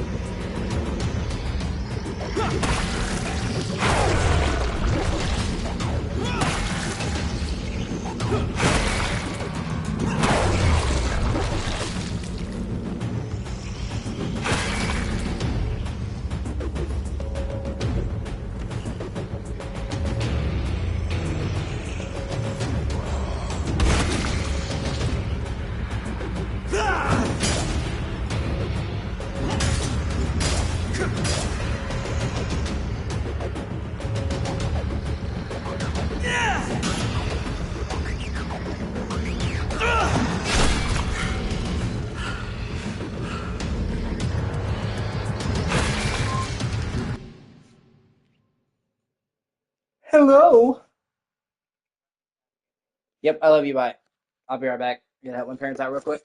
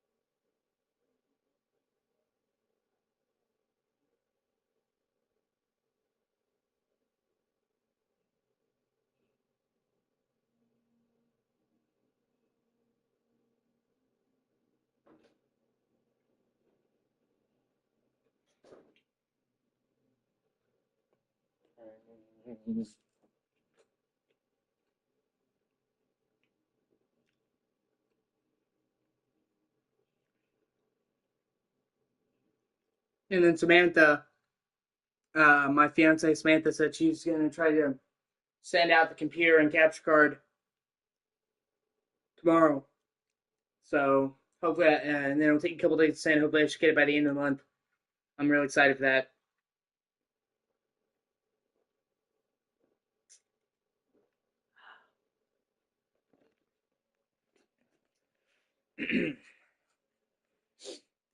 I'm streaming a lot of classic games.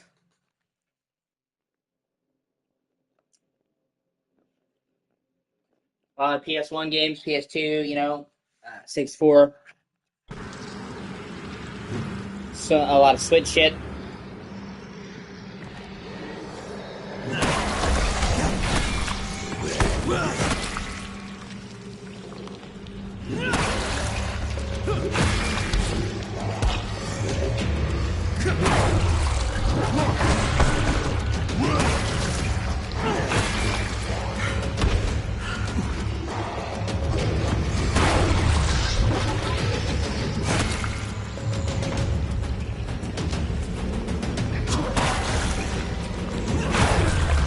There's tons and tons of Switch games.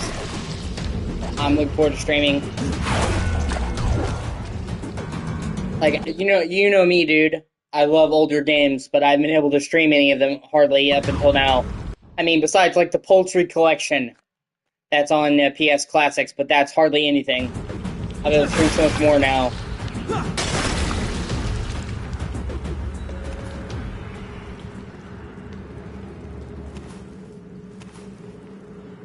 Hell, even for PS5, I'll be able to create a custom overlay.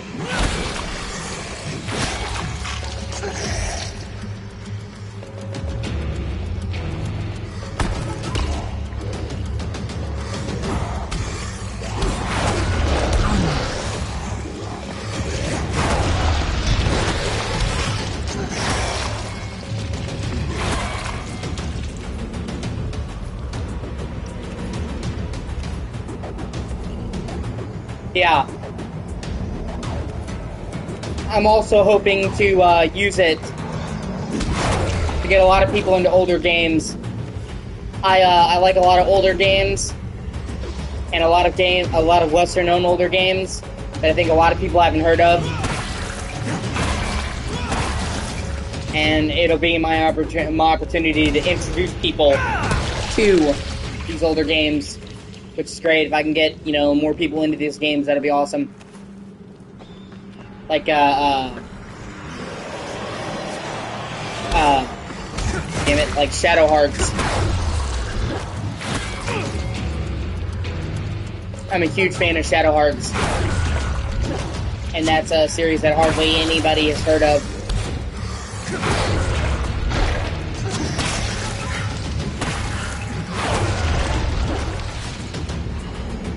And I'll also be able to play the classic Silent Hill games, which I'm looking forward to. Pretty much do the whole series, actually.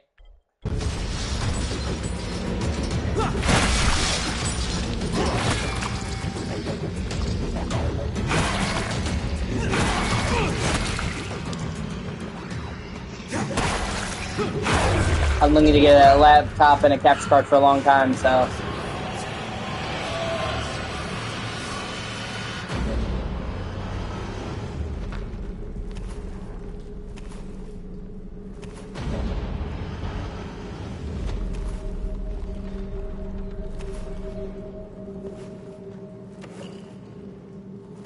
Sammy knew it was a big deal to me, but I don't think she understood how big of a deal it was to me. It's been a dream I've had for ages. Fuck, dude, man, I can't wait. I'll stream a shit ton of GameCube stuff, for sure. Eternal Darkness. The Twin Snakes. God, I hope Max is okay, man. I'm starting to really get worried. I haven't heard from him in so long.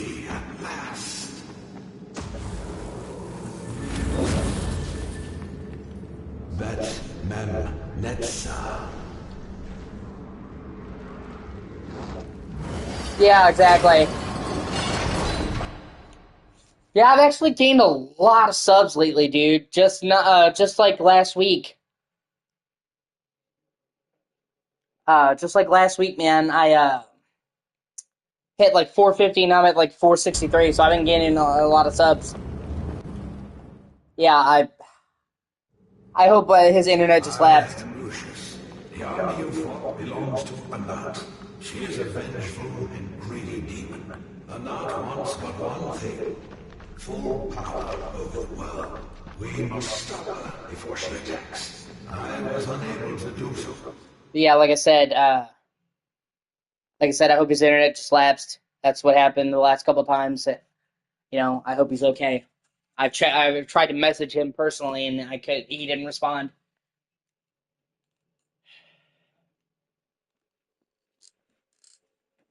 And he is definitely the person I would go to for getting older games up and running on emulator.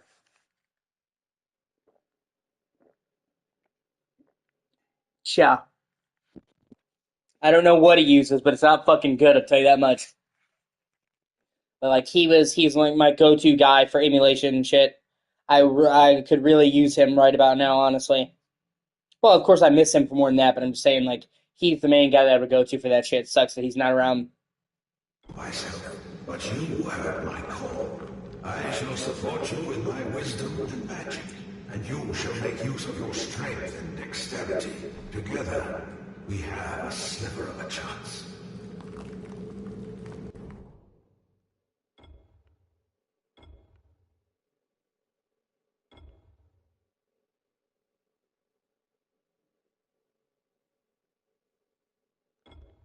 Yeah. This temple is full of magic.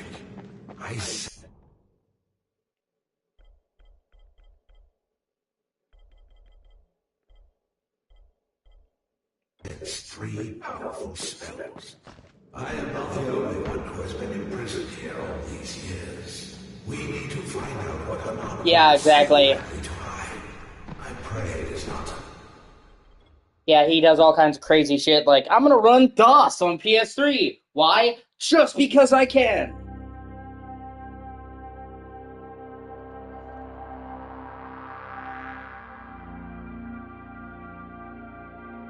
And yeah, it really depends on the emulator. Some are easier than others. Like Dolphin has been around for so long now that it's really easy to get up and running. Other ones I might have to fuck with some more.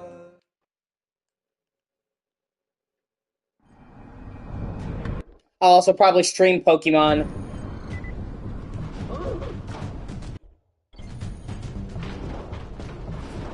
You can't get us all!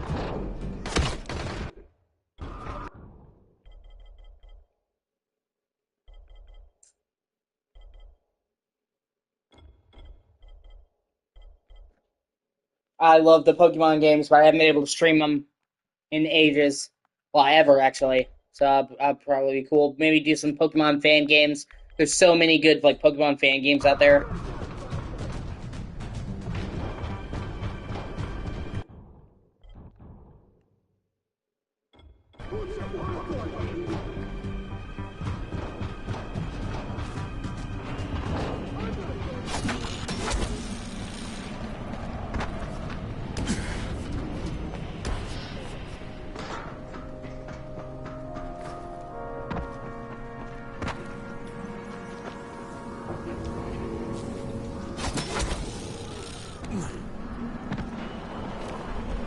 They're really good, dude.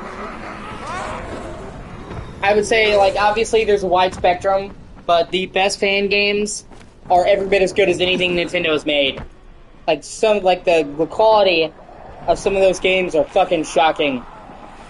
I played some back on Android back in the day. You can get most of them running on a phone. It's not ideal, but they're really good. I would definitely look up which ones to get, though, because there's so fucking many. Pokemon has one of, like, the most active, like, fan gaming scenes out there. But, so, like, some of what they've done is just fucking insane, honestly.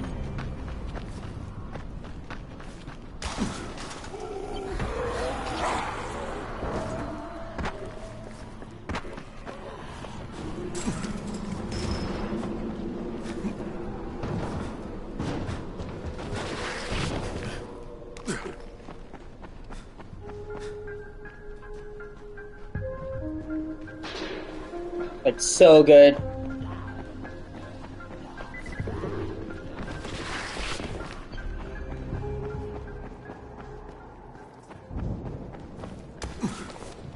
And I just haven't played Pokemon in a while. Like I said, I kind of got out of Pokemon. I used to love it back in the day. I played the shit out of it, you know, or just, maybe not even the fan ones, maybe just do Soul Silver. I guarantee I'd be able to play DS with my current computer. 4 gigabytes of RAM, definitely.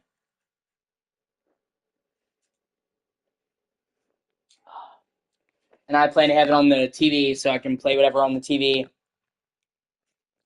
The capture card that Sammy's getting me has full HDMI pass-through.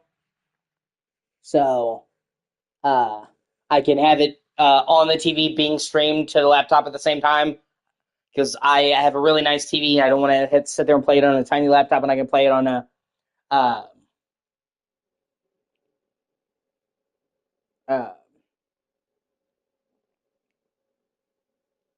yeah, Emerald. Yeah, I see that. That's honestly a lot of people's favorite. I think mine is Soul Silver. I put so many hours in Soul Silver back in the day, dude. But a lot of people would have like a capture card directly to their computer, and so they're playing the game on the computer. I don't want to do that because it's a tiny screen. I want to keep using my beautiful big 50-inch screen TV. So thankfully the capture card she got me has a pass-through, so I can have it stream to the computer while I'm playing it on the TV. So. You need something? Come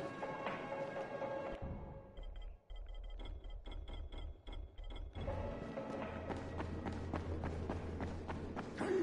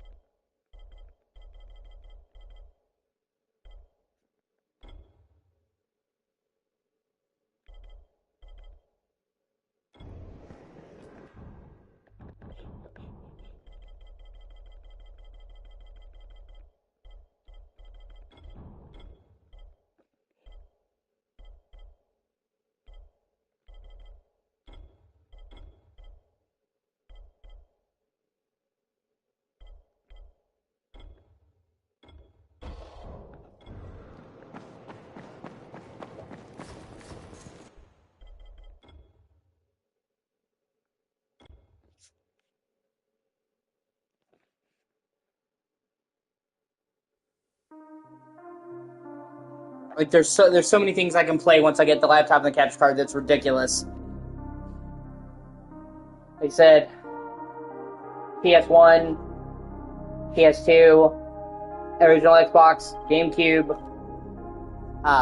64, NES, SNES, PSP, obviously. You know.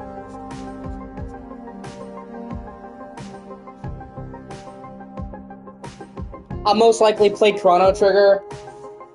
I fucking love Chrono Trigger. I played the shit out of it back in the day. I haven't played it in forever. That'll probably be one of the first ones I stream. I love Chrono Trigger.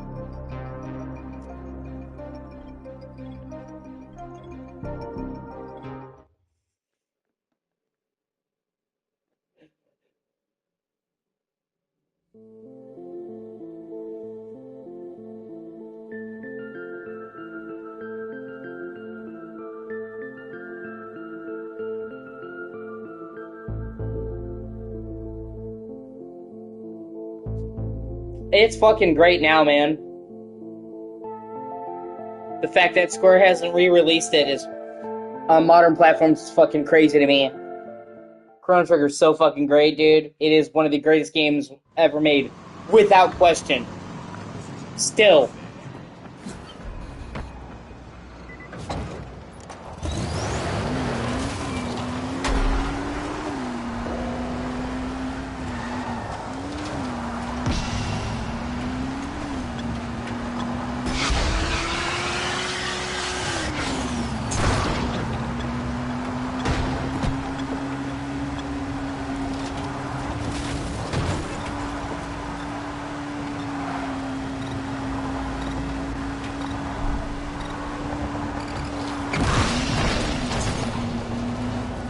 Wait, have I? No, I haven't gotten that safe house. Might as well. Oh, that's right. I need to do the power one.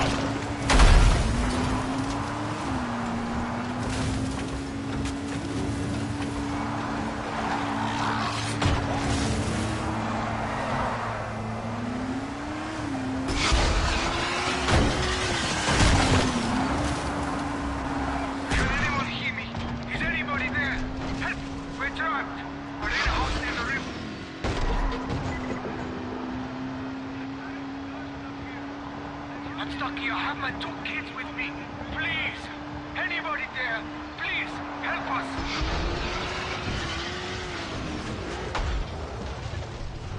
I'm stuck in this place with my 2 kids. We won't survive on our own. We're in danger, please! Help us, anyone!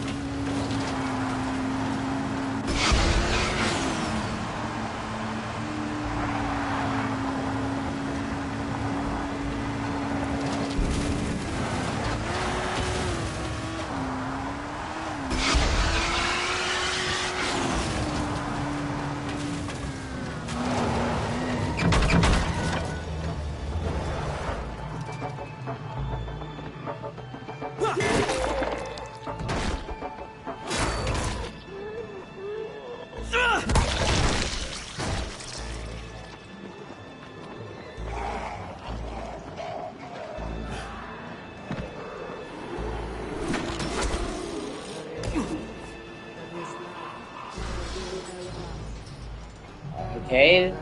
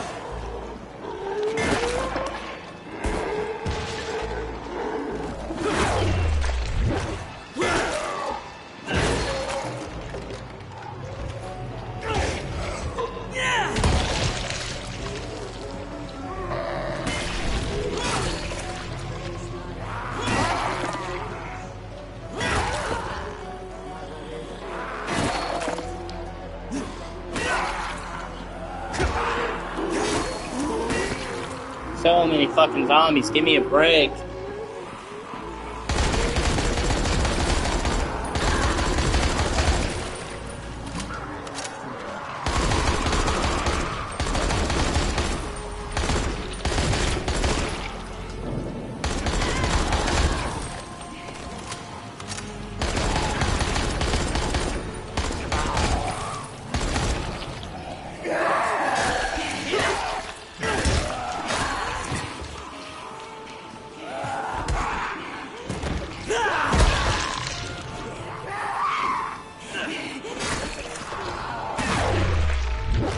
Trying to talk to this guy and continue the quest, but holy shit, he won't stop coming. What's going on here? Well, if it isn't Kyle Crane, great to see you. And this? This is the Mother's blessing. He's one of the Faceless. Great, I need to ask him something. Don't you dare disturb him. His prayers are what's protecting us, don't you understand? Okay, I won't bother him, but I do have something for you. Bilal sends his best. That bastard. So that's it? You gonna get the power running? Need anything else? Actually, yes. Since you offered. When this ancient piece of shit broke down, the main transfer switch must have thrown. It'll need resetting. Where is it? Inside the dam. And I'm pretty much done here, so... Well, the faster you get to it, the better.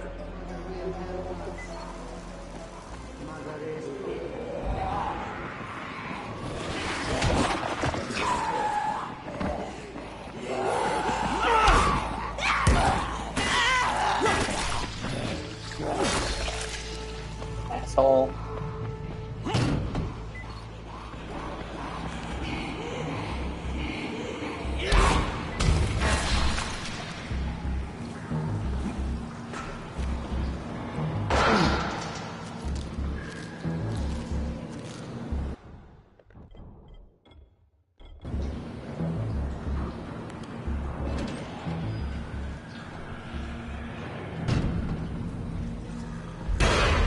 Ah, shit.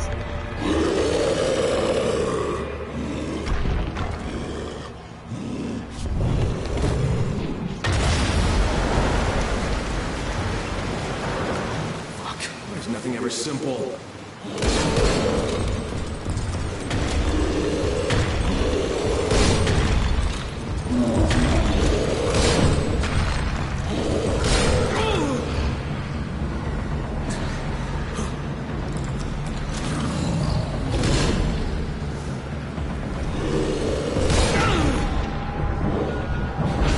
Yeah. Those are called demolishers.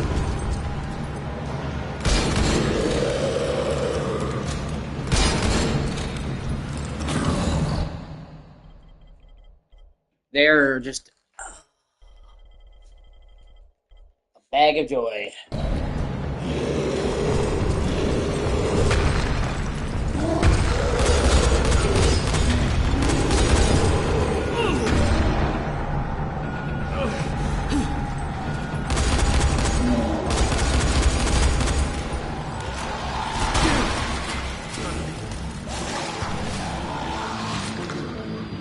God, I hate these things.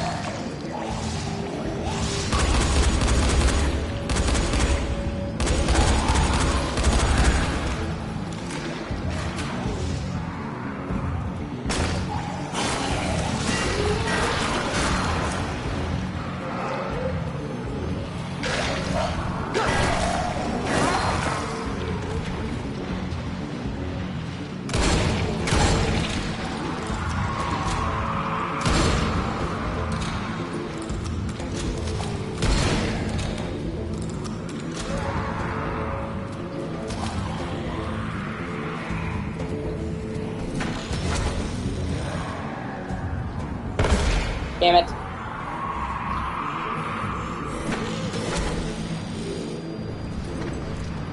Yeah, I didn't forget about you, dickhole.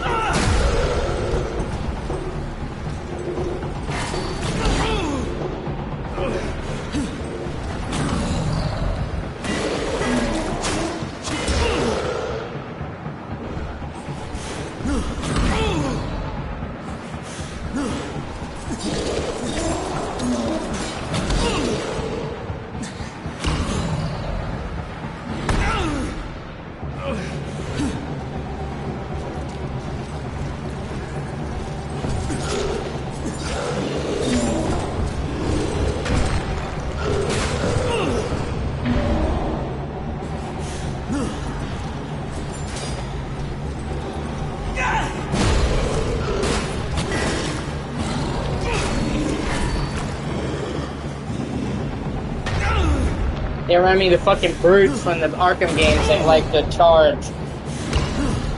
Well, from Arkham Asylum anyway.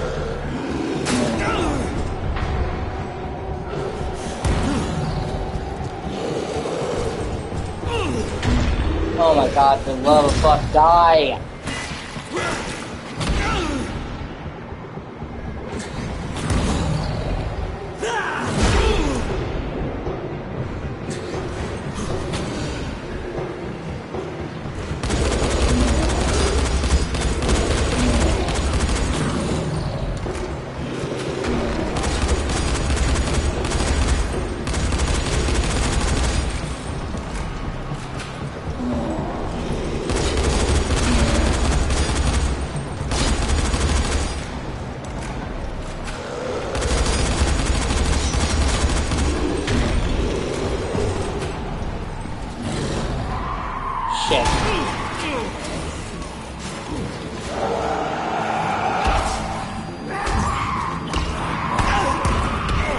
And I died.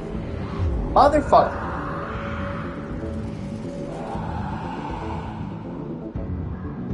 No big deal.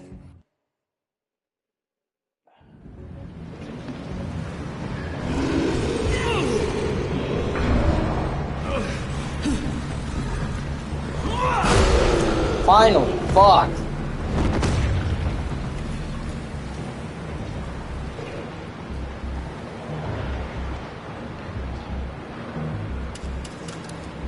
Ali, I'm inside. Throwing the switch now.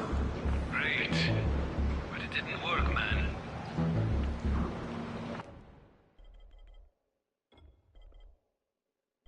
Try to find the main transfer switch. It must be somewhere in there. Please, hurry.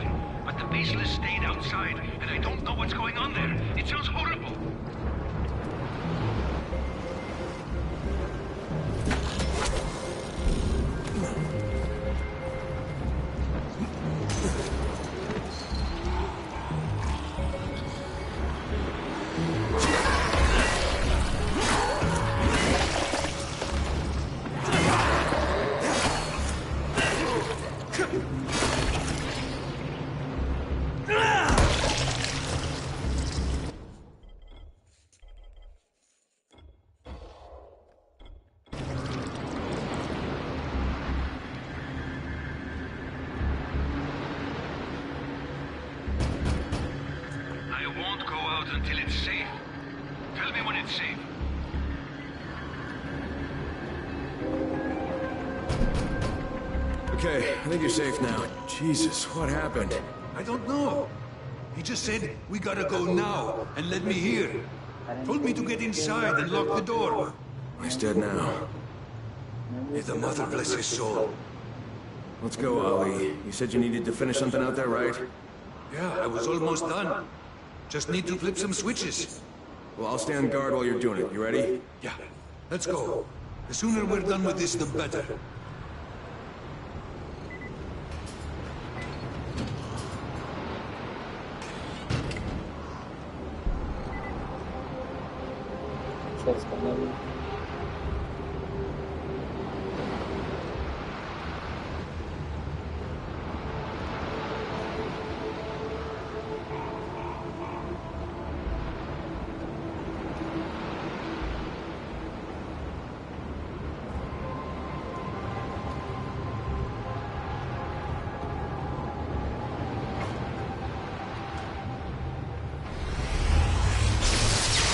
Almost done.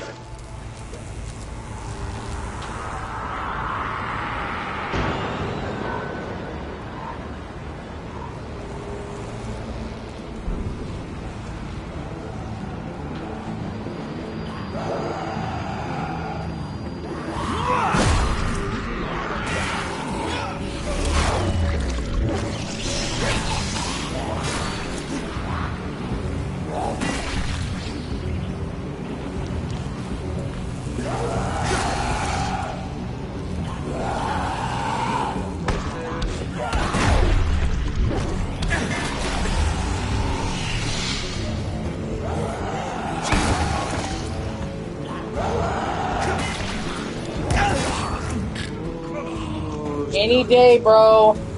Any fucking day.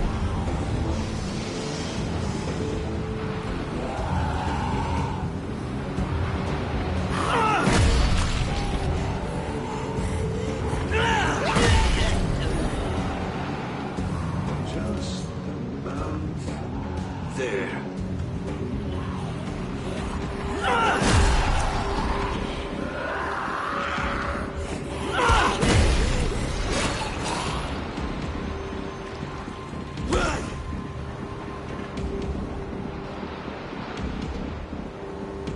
What are you, jerking off over Just a here? little more time.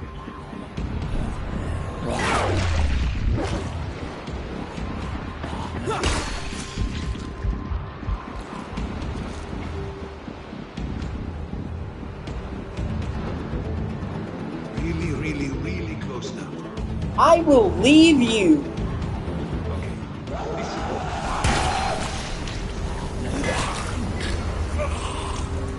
So, power's back on for good? It's back on for now, but with this old rusty broken-ass equipment, I make you no promises. Alright, fair enough. I'll be heading out then. You coming? Nah, this place is safe now, right?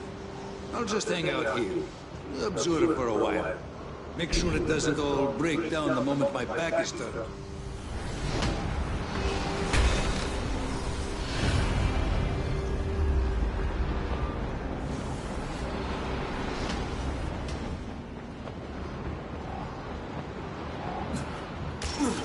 Stranger, please come here as fast as you can. It's important.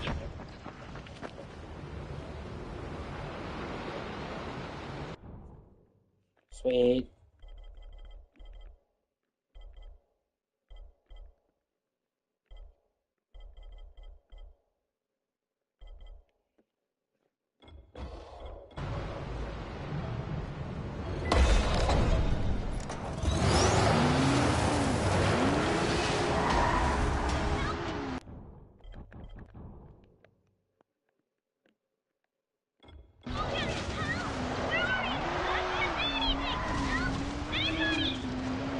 Hey, kid, what's going on?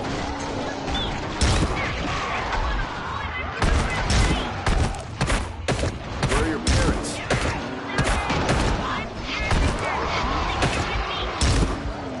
Where are you? I'm in a warehouse. Here's the dam. Will you help me? Help me, please, All right, hang on, kid. I'm on my way.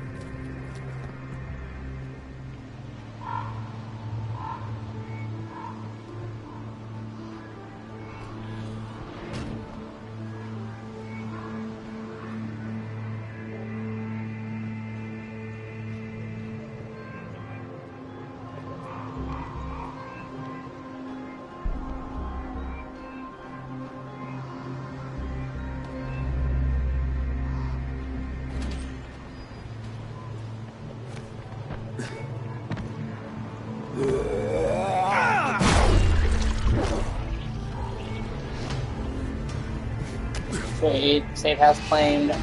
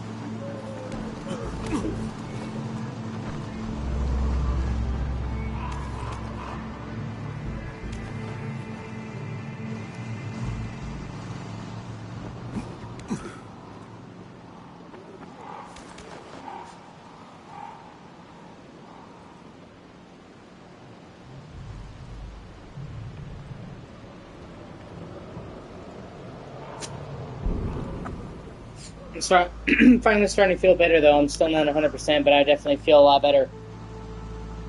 Which is good. I hate being fucking sick. And I have all these things I need to do, and people who depend on me, and having to do that while sick is so much worse.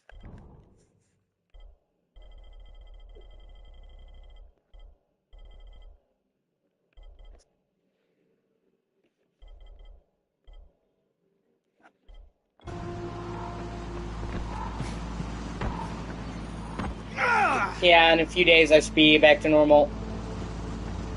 I'm over the worst of it. Thank God.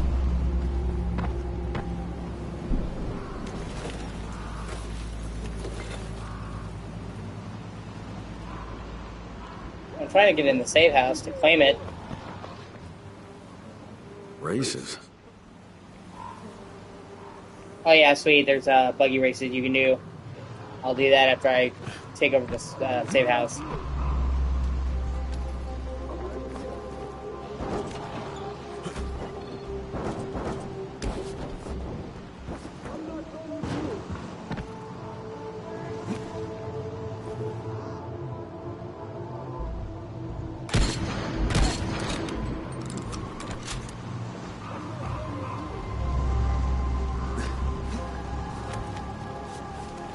Oh, here we go.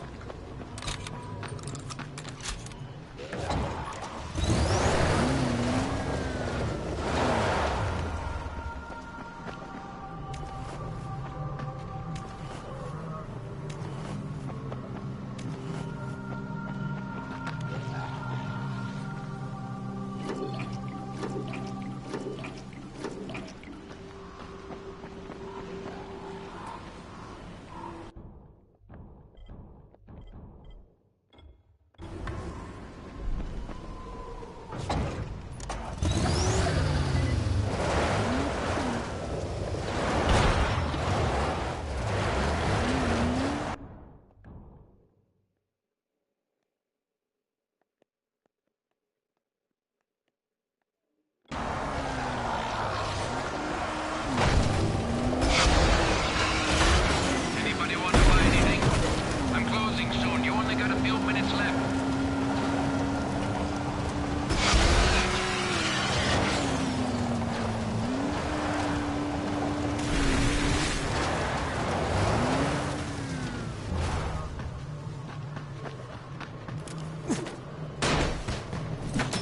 Have a look at my match.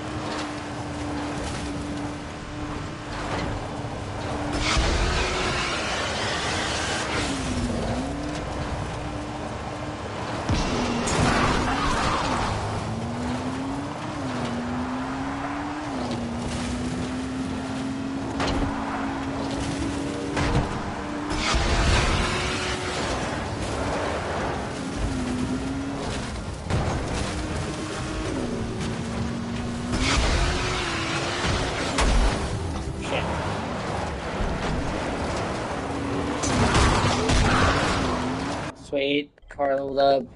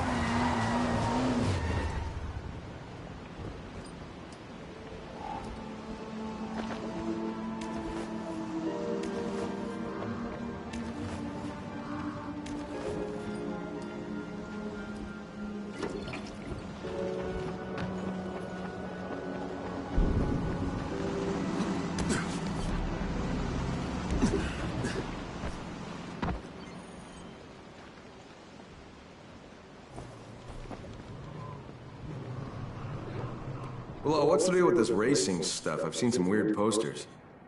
Oh, man. I miss a good engine's roar more than running water these days. I was a champion once, you know? 5 times, back to back. But hey, you just gave me a brilliant idea. Listen, I'm going fucking insane in this place. Everyone's depressed all the damn time. Let's have fun for once, huh? What do you mean? Let's set some engines on fire, man. I have it all figured out. You'll be the next champion. Well, guess a little distraction would be welcome. Right. So, remember to fuel and repair your ride, and then just drive to the beach outside town.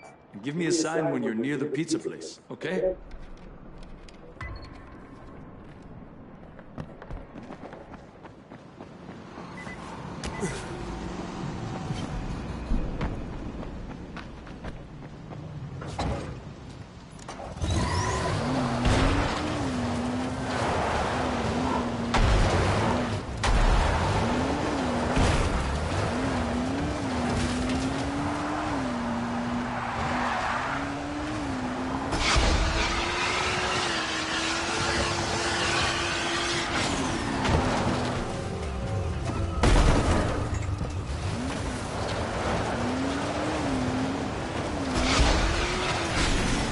I'm at the pizza place.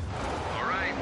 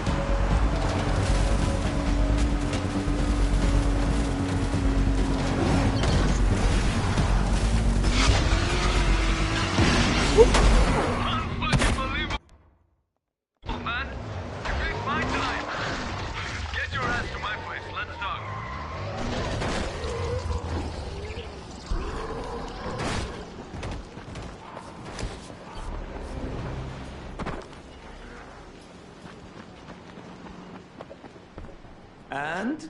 How was it? I could get used to that. Is there any other tracks I could try out? Hell yeah, man. Just look at those posters. They're at the starting points of different races we had here. I won all of them. So when you find one, give me a shout. And I'll work the stopwatch. We'll make a champion out of you in no time. And for beating me, I'll give you a ride a new paint shop. You gotta admit, she could use one.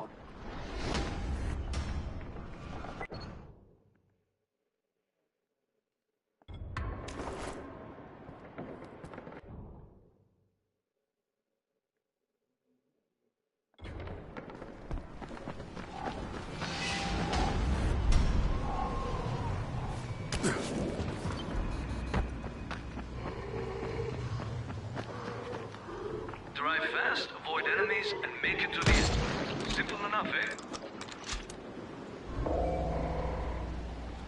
Sweet.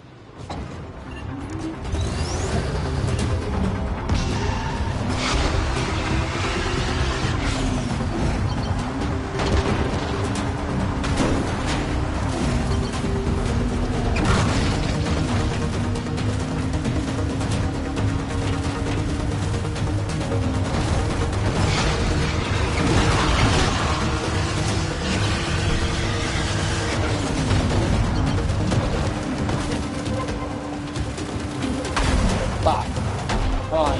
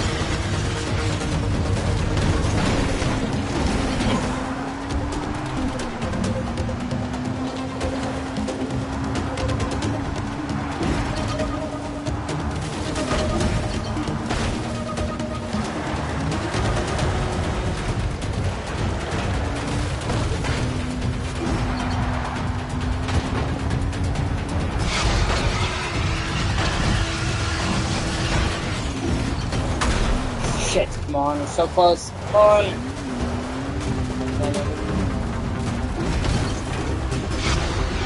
Woo! Fucking suck it. And a new engine part. Oh, yeah.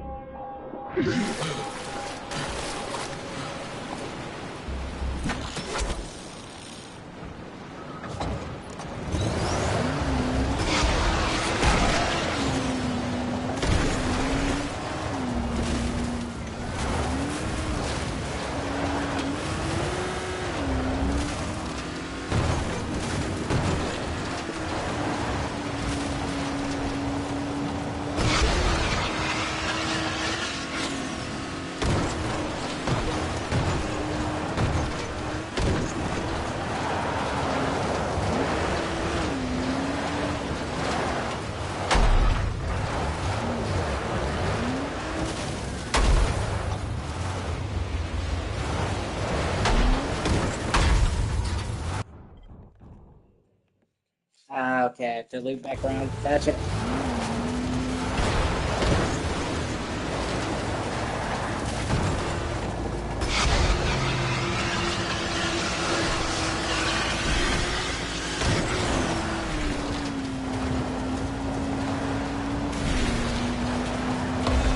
Sweet. Oh yeah, baby. Boom! Boom! Boom! Boom! Boom!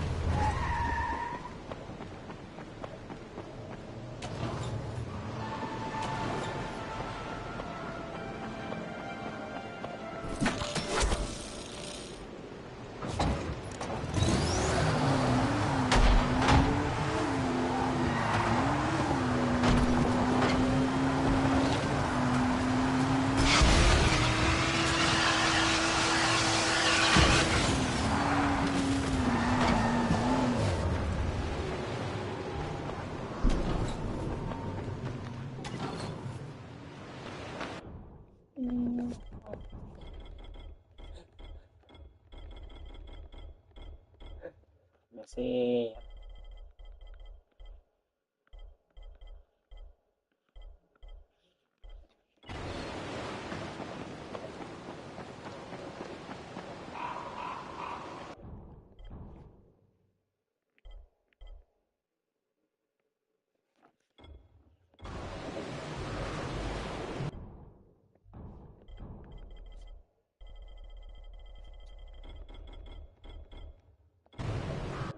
Okay, so need everything but the brakes to level 4.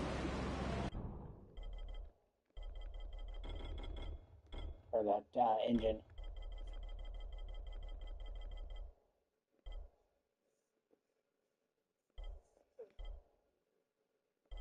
I need a lot more screws.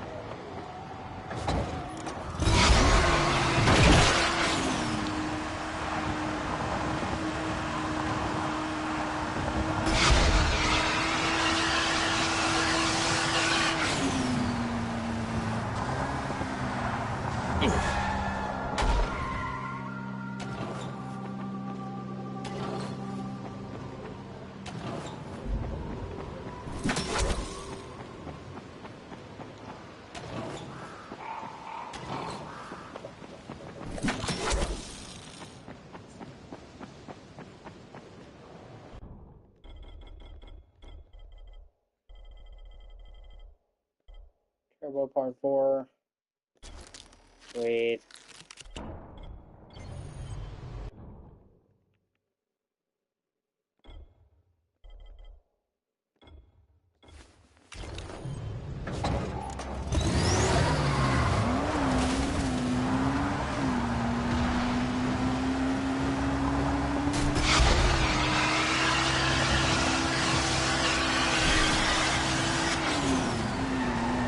I was trying to get somewhere.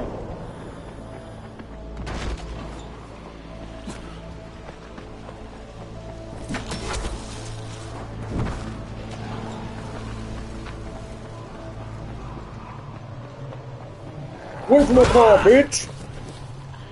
Don't touch the wheels!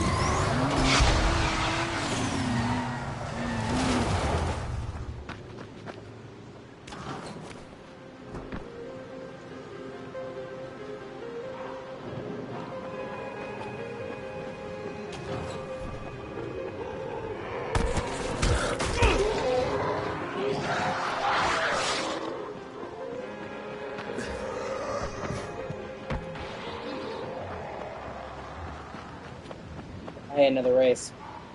More checkpoints to reach, more zombies to kill. Are you and your car prepared to handle this?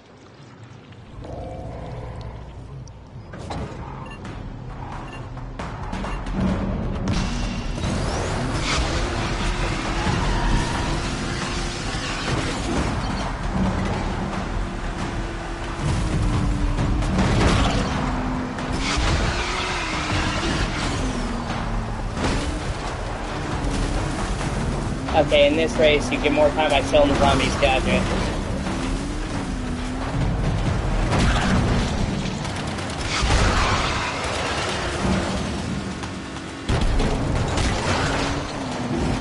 That I can do. Fucking zombies, kiss my balls!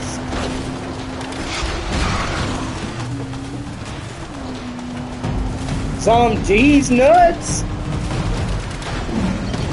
Shit, no. Ah, come on, fuck.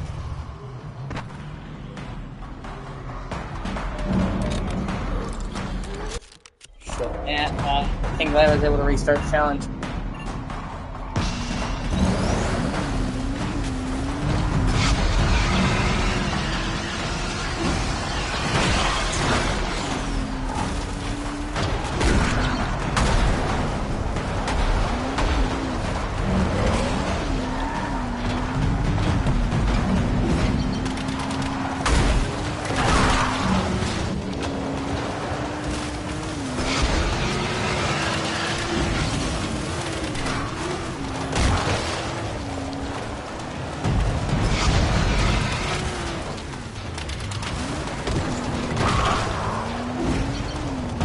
Nobody likes a bitch! Zombies are bitches! All my homies hate zombies!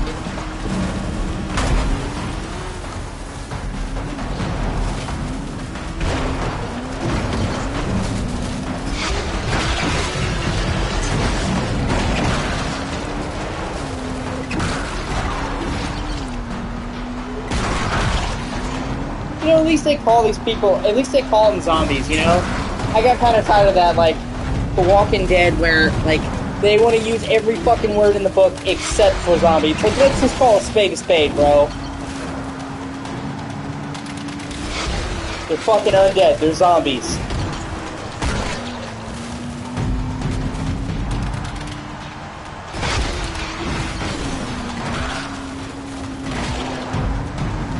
You know, it'd be like calling vampires suckers. Like, they're vampires.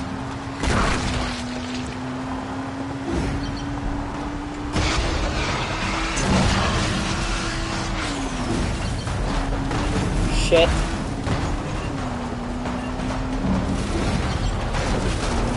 Ah, fuck, I failed. Son of a bitch. Thankfully, it lets me retry. I was super close. You know, like, it's okay to call a spade a spade. You can just call them zombies. And thankfully, that's exactly what they do. They call them zombies in this game.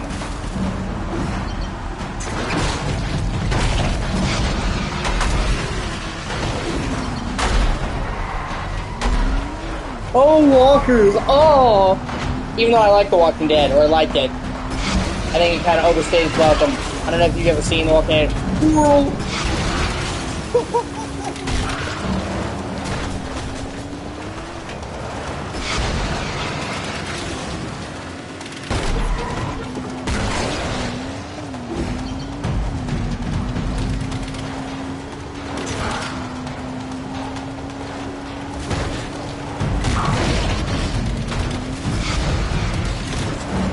Okay. Yeah, it's funny because Matt was watching me play Death Stranding for the first time, like last week, and he's like, "That guy looks a lot like the Walking Dead guy." I'm like, "You don't say." That's because it is the Walking Dead guy.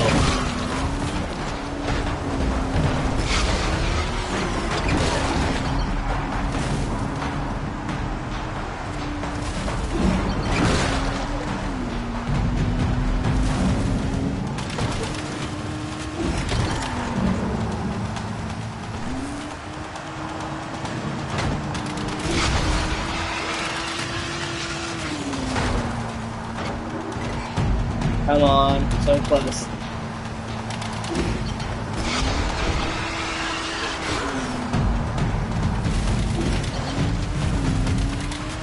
Fuck. Oh, God. Just barely made it, baby.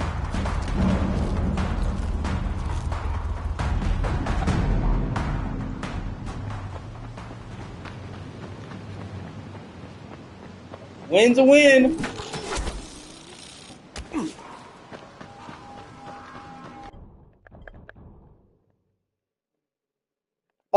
Dying Light? Yeah, well, this is the DLC, the following, but it's included in all modern copies of the game. Pretty sure it's even in the Switch version. And, the following has the buggy races. That's kind of what sets apart, the DLC, and why people love the DLC for this so much. Because the main game is set in the city, doesn't have any vehicles, and this game has the countryside and the buggy. Fucking awesome. And if you want an idea of what Dying Light the Beast is like, imagine this, the following, blown up into a whole game. And with also a big-ass town, so it's got both. They have a private countryside and a big-ass town to parkour in. It looks really fucking good. I'm really excited.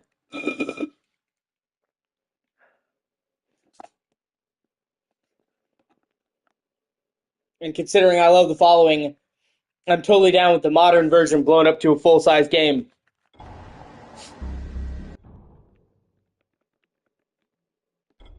Sweet.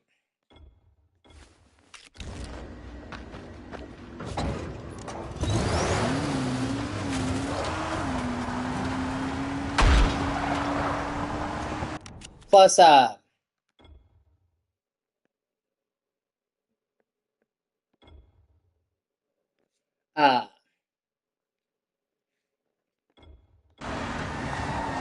have zombie powers. In Dying Light 2, they talked about, like, the GREs and zombie shit to upgrade humans. And that's kind of why they were fucking with the zombie shit in the first place that caused all the issues. And Kyle Crane has been kept captive for, like, 20 years and experimented on, so now he's part zombie, but, like, he's in control, so he can do all kinds of shit that he couldn't do before.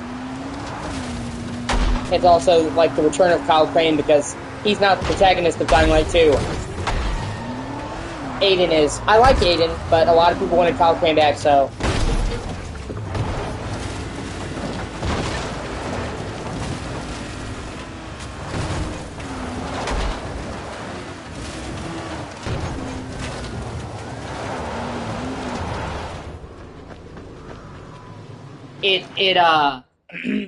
the reason why it's called Dying Light the Beast and not Dying Light 3 is because it started out as a DLC for Dying Light 2.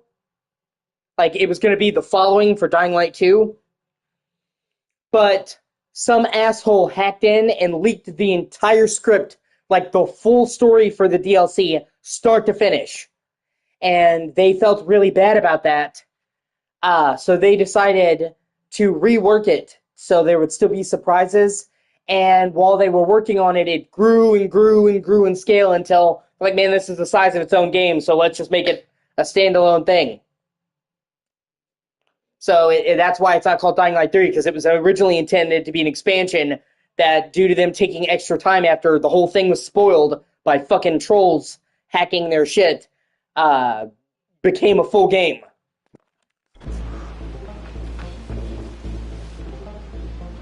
And that, yeah, it really does. Better choose your path wisely this time, and a little more engine power might come in handy.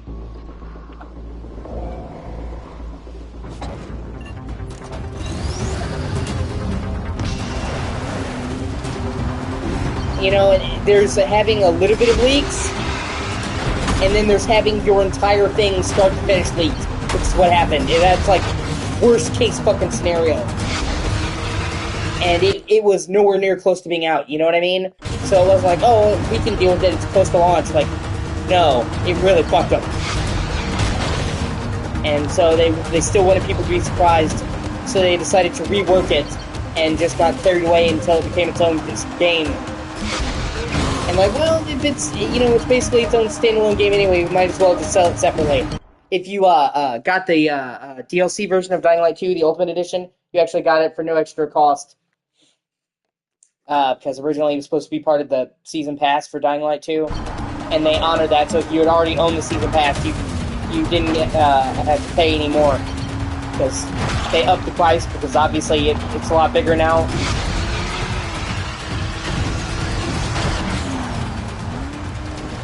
So, you know, yeah, for sure. Techland are some of the best devs out there. They're super friendly to the community. They listen to fan feedback and take criticism into account in a constructive way. They're not dicks. They don't release unfinished shit. They don't overcharge. Dying Like the Beast is $60, for example, even though it's a full-size game. They're not even charging the $70. And they give out tons of free content. Both Dying Light 1 and 2 are getting free content at the fucking wazoo. Tons and tons of free content. New maps, new weapons. You know, like, Dying Light 2 didn't have guns to start with. A lot of people thought that the way they handled guns in the first game was so they decided to get rid of them in Dying Light 2 at first. So, like, we'll focus on what we're good at. But a lot of people then were like, oh, we want guns back. So they eventually did a massive update that re-added guns to the game. And they could have charged or whatever, and they didn't. They made it free.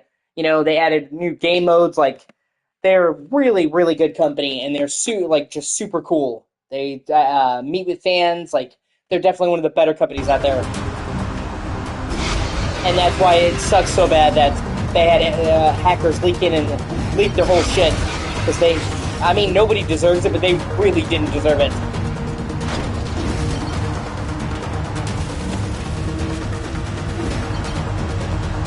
But you know how people are. There's always that one asshole that ruins everything for everybody.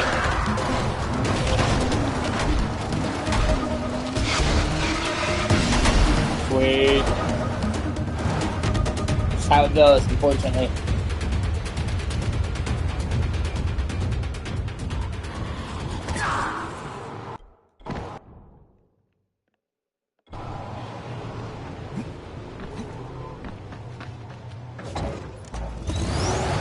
But it ultimately worked out for the best.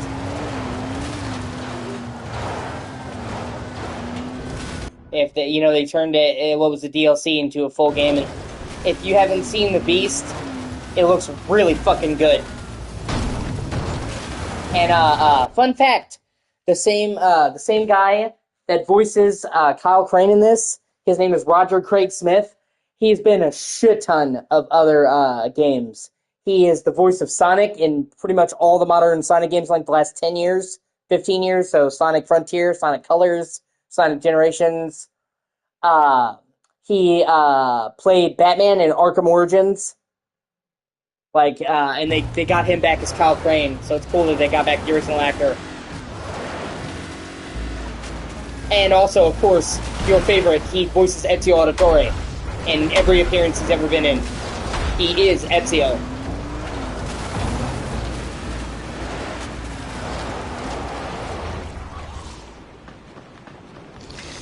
Better choose your path wisely this time, and a little more engine power might come in handy.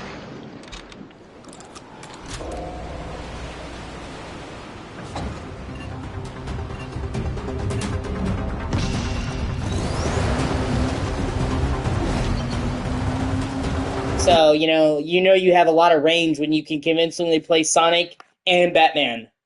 And he did a really good job in Arkham Origins as playing a convincing younger Batman that didn't feel like he was trying to imitate Kevin Conroy.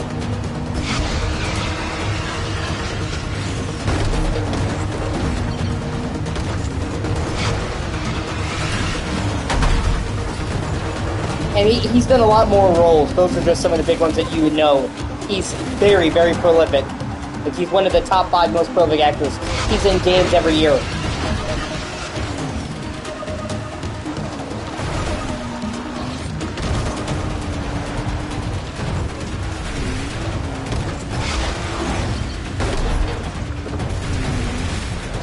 They're pretty, Roger Craig Smith, Troy Baker, and Nolan North are pretty much the big 3 of male video game actors.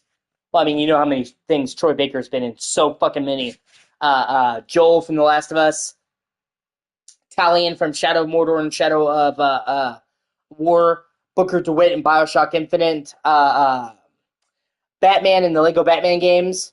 And all the ones where he talks, it's been Troy Baker. The main character of Call of Duty Advanced Warfare, the campaign, did really good there. Higgs from Death Stranding 1 and 2. That's Troy Baker. Revolver Ocelot in Metal Gear Solid 5. Like, he is just like... Nolan North is Nathan Drake. Deadpool in the Deadpool game. And so many more. Like, those are the big 3.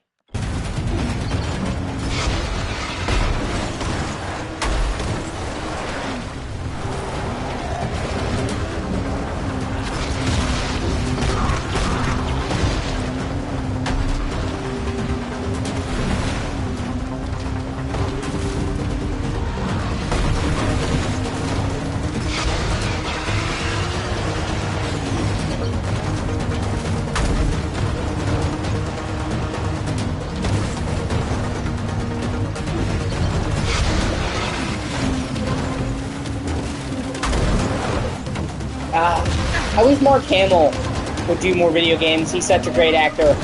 Like, I mean, he's crushed it as, He's crushed it, obviously, as Joker, of course. But I mean, like, he's done a lot of other video games that he's really good in.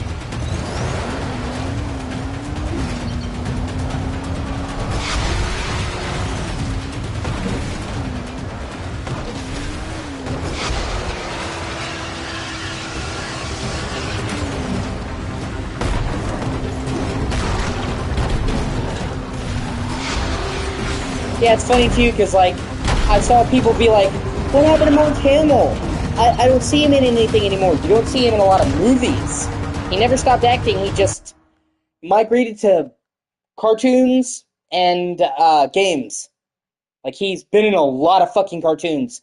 For example, in the regular show, I don't know if you knew this, but we talked about we like the regular show. He's Pops. Not Pops, I'm sorry, Skips. I'm sorry, Skips. The monkey, the ape, and he was in just about every single fucking episode of the regular show. And that was like one of the most popular cartoons. And most people didn't even know it was Mark Hamill because he did such a great job. But that was him! So, it's not that he stopped acting, he just kind of shifted the venue from live action movies to shows and games. And did very well for himself there. I think he's the actor that's played the Joker the most out of any actor with all the movies. Yeah, exactly.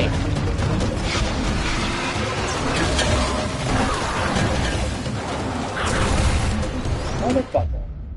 Yeah, like he he has done so many different animated roles. I don't even know all of them. Like, he's still doing them. But yeah, I'm like 90% sure.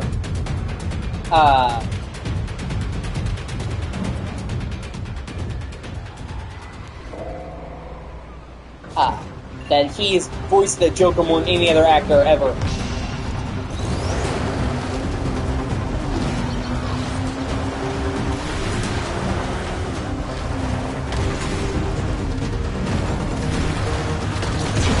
And I'm also like 99% sure that Kevin Conroy voiced Batman the most. I have to check, but I can't think of somebody else who voiced Batman more than Kevin Conroy. Actually, who played Batman more than Kevin Conroy? Kevin Conroy was in so many fucking things as Batman. I mean, obviously, he's the GOAT.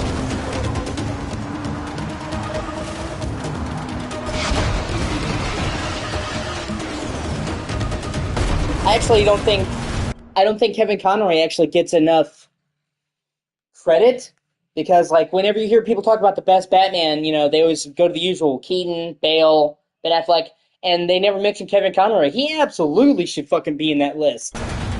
Arkham Batman is arguably like the coolest fucking version of Batman.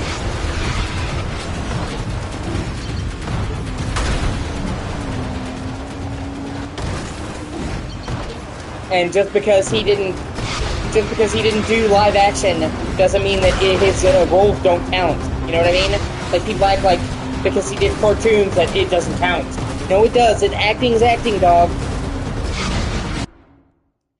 In fact, do you know how much? Do you know how much of Batman media was influenced by the fucking Batman animated series? Like, to this day, many of the things that people love and take for granted of Batman came from that fucking show. Harley Quinn came from the animated series. Most people don't even know that. They created fucking Harley Quinn for the Batman animated series. And now she's like a fan favorite character. Mr. Freeze, he used to be like a schlocky, caper of the week kind of villain. The Batman animated series is the one that gave him the tragic backstory where his wife was sick and in a coma. That made him like a more different kind of villain. That came from the animated series, and that's like, anytime you've seen fucking Mr. Freeze, he's based off of the fucking animated series version. Like, so many things that would not be part of Batman without the animated series. It was so fucking influential. So absolutely, he deserves every bit as much recognition as Bale or Affleck or that. He's fucking Batman. And it's such a shame that because, oh, it's cartoon, he doesn't even get mentioned. Even though, pound for pound, he played Batman more than any other actor in history. You know, usually you get an actor and they'll play Batman once or twice, or you have Adam West, who played for a couple seasons, man. He was playing fucking Batman for like 30 years. I mean, consistently, like over 50 times he played Batman. Not even just the Arkham games. He played Batman in Injustice and Injustice 2, and he did a great job there as well. Yeah, so do I. I was so fucking upset when I heard that they canceled his solo film. You know, and they really fucking dicked him down too. Because when he took on the contract to play Batman, that was literally part of the deal. Was that he would get his own movie. Like, so they were like, okay, you do Batman v Superman first, and then you get a movie, and they fucked him out of that, which really sucks. He really did not deserve that.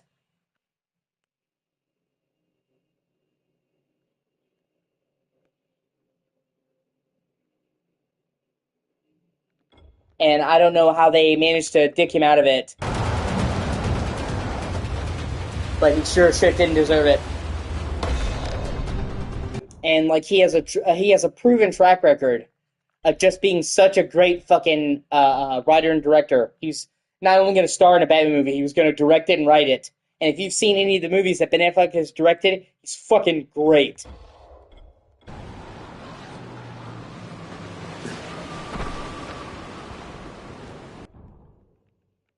So it really sucks because there was, like I said, there's such a great like potential there, and they just squandered it, man. And it would have had fucking Deathstroke. It would have been the first live action Batman movie with Deathstroke. Such a cool fucking idea.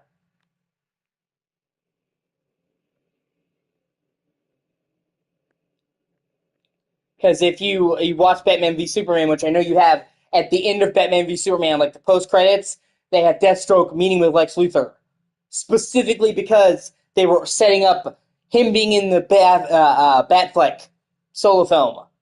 Then that went fucking nowhere.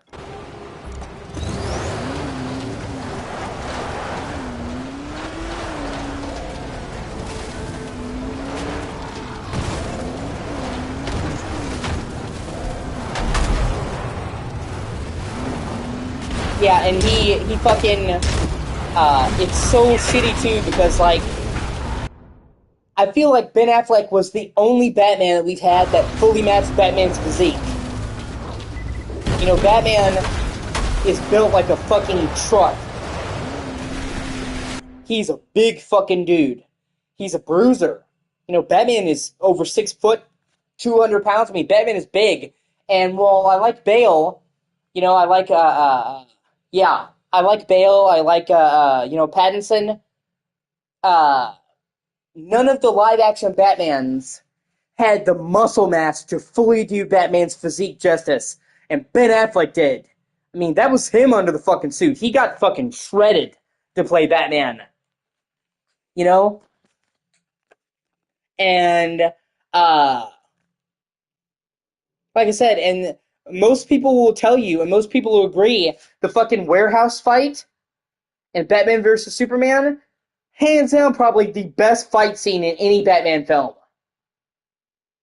I mean, even people who don't like Batman v Superman will be like, yeah, the warehouse fight scene was fucking amazing. I mean, just fucking slam a guy, man, into the fucking wall, fucking pull him with the grappling hook and punch him across the fucking floor. Sitting there fucking knife fights, dude, fucking disabling their guns. Like, everything about that was fucking awesome. And, like, think about, like, a whole movie like that. Such a wasted opportunity. And it's crazy, too, because everybody wanted it. It wasn't like some weird movie that people didn't want it. Everybody wanted Ben Affleck to get his own movie. And it just never happened somehow. Like, that has got to be one of Warner Brothers' biggest fucking fumbles.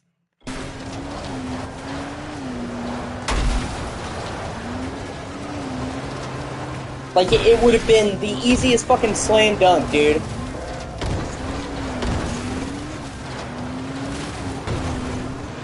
Everybody wanted it, and you know it would have done well.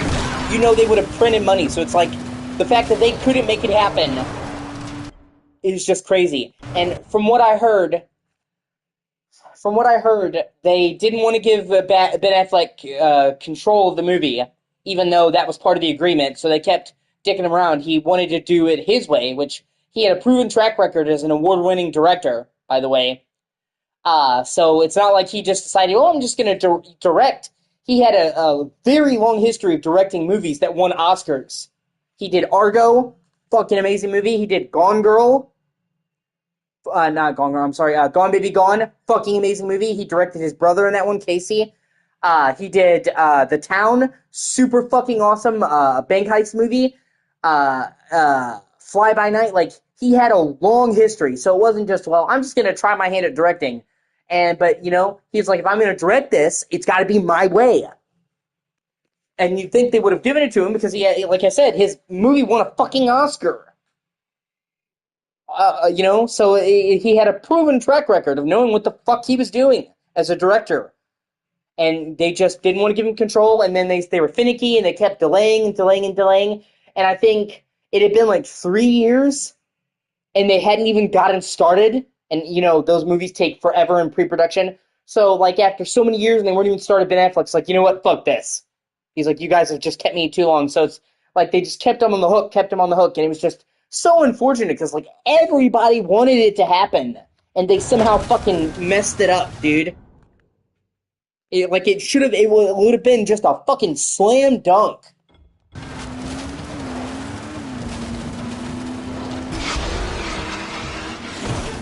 Same with Henry Cavill.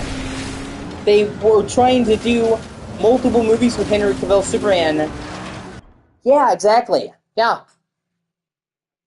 He was fucking awesome as Daredevil. Critics shit on the movie. I don't care. He did fucking amazing. I love Daredevil. Yeah, exactly. They were supposed to do multiple movies with Henry Cavill as Superman. Like, I'm not talking about Justice League, like solo Superman movies. When Henry Cavill signed on, the plan was to do at least 3. You know, give him a trilogy of Superman films. That never got there until they wore out his fucking contract and he was in the wind. So they fucked fucking Ben Affleck and Henry Cavill. They just fucked everybody. And those are like your 2 biggest stars. What are you doing? But fucking Wonder Woman got 2 movies? And the second Wonder Woman movie was considered to be fucking garbage? Yeah, you guys are making great fucking choices. Aquaman gets 2 films? And I actually really liked Aquaman. I'm not gonna lie. I really liked Aquaman. But come on. Like, Superman and Batman are the marquee fucking DC shit. Their movies should have taken precedence over literally everything else. So the fact that they did more Shazam movies than Superman and Batman is fucking baffling. Like, seriously, we're gonna give Shazam more importance. And I like Shazam, but like I said, you have to know who your heavy hitters are. For DC, it is Batman and Superman. They should have taken priority over whatever the fuck else they were doing.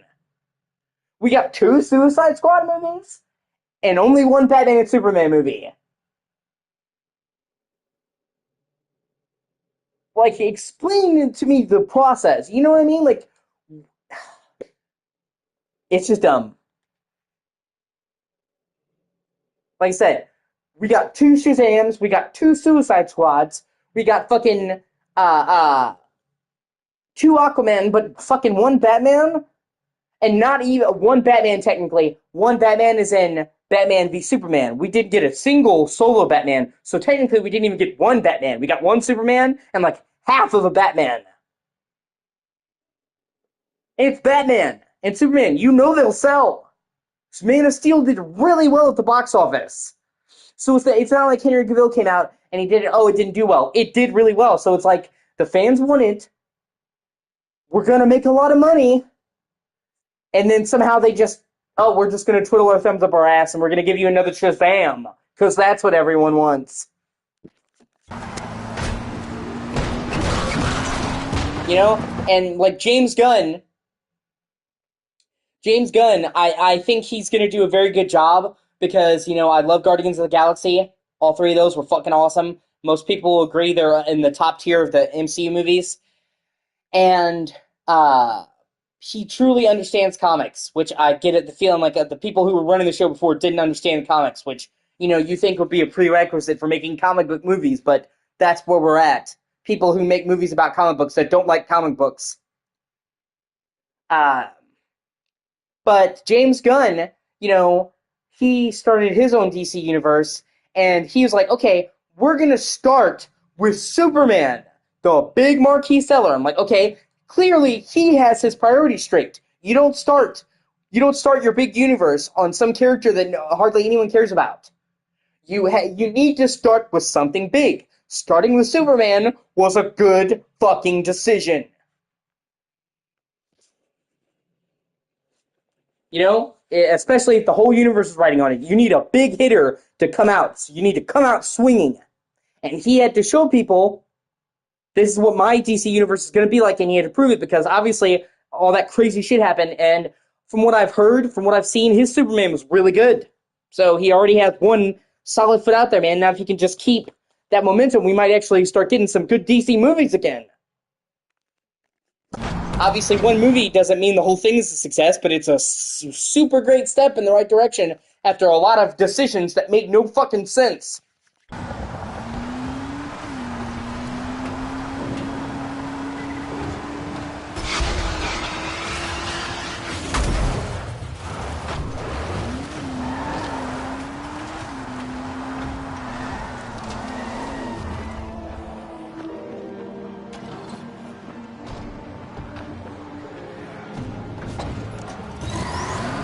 Yeah. so far, the only thing I've heard about James Gunn's Superman that I'm not a fan of, well, it's two things. One, the movie was originally going to be called Superman Legacy. I wish they would have kept that title, because calling it Superman just Superman is going to lead to confusion. Do you mean the 70s Superman? Do you mean this Superman? If they just called it Superman Legacy, it would have stuck out. And that's basically what I call it. I call it Superman Legacy. I don't want to say Superman 2025 and then Superman 19, just easier to just call it that. Whatever. And then they changed Superman's slogan. It used to be Truth, Justice, and the American Way. And in the movie, it's Truth, Justice, and the Human Way. And that's something they did in the comic books. I fucking can't stand that. For longer than we have been alive, me and you, since the 30s, it's been Truth, Justice, and the American Way. He is an American superhero, goddammit. Okay? And literally, he was meant to be that way. The two dudes who created Superman were two Jewish people who escaped from the Nazis and came to America. Okay? So to them, America was the land of opportunity. They escaped the fucking gulag and the concentration camps and came to America where they were free. And where they could make comic books. Okay? And imagine being literally going from Nazi Germany to America. So they loved America. They literally wanted Superman to be pro-America because they loved America. It was a new start for them where they weren't afraid for their life, and they wanted to reflect that in the characters they wrote. So he was literally designed by fucking his creators to be American, to be patriotic. And not by a Native American, by a fucking immigrant. But two Jewish immigrants. It's at the core of his fucking character. It should not be the human way. It's the American way. Fuck you. It's been that way for literally since the 30s. Almost 100 fucking years. And that's less of a complaint with the movie than just the general movement, because the comic books did that a long time, so James Gunn is basically just staying current with the comics, but I fucking hate that change. He's an American superhero. That's just what Superman is. And there are some characters where it doesn't matter. He was deliberately written to be American patriotic. That was the intent. So they should not fuck with that. It should always be kept the way it was intended when it was by its creators.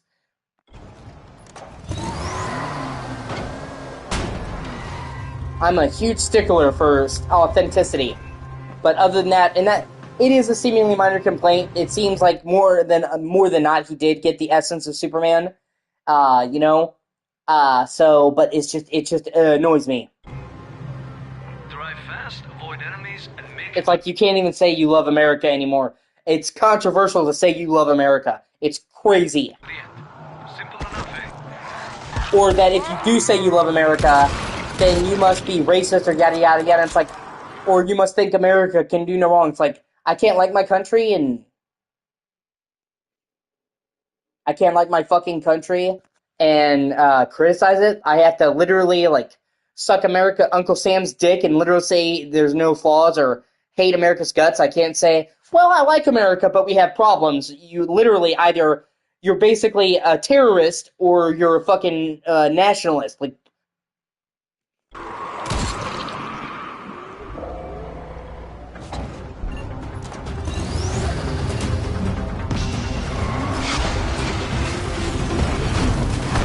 shouldn't be a hot take to say I love my country. Super fucking weird. Yet that's where we're at.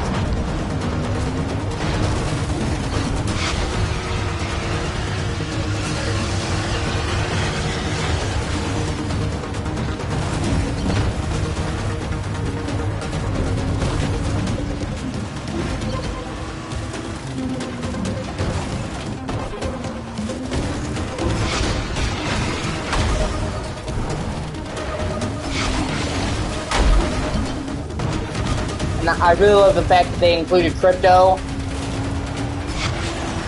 Crypto, the super dog, is a very underrated character. I don't think gets enough appreciation. So I'm really happy they included him.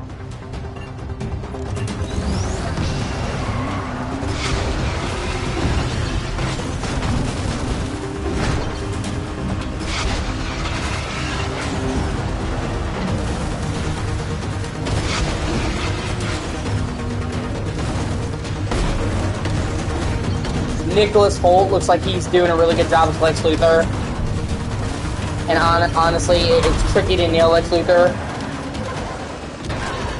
He has to come across as evil but smart, and you need a very particular actor to handle him. And it seems like they did a really good job.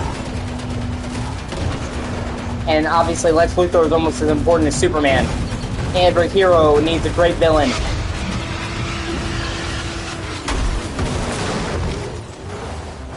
Yeah, he did.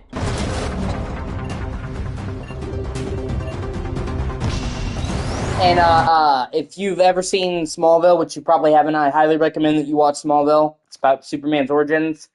Michael Rosenbaum plays Lex Luthor. That's probably my favorite version of Lex Luthor. He does such a great job of a younger Lex Luthor.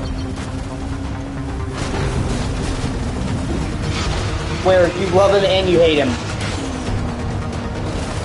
And in the same way that Smallville is kind of like Superman's origin story, it is Lex Luthor as well. You kind of see him start out as friends with Clark and go down a dark path where Clark can't go with him, and you kind of see their friendship breaking up.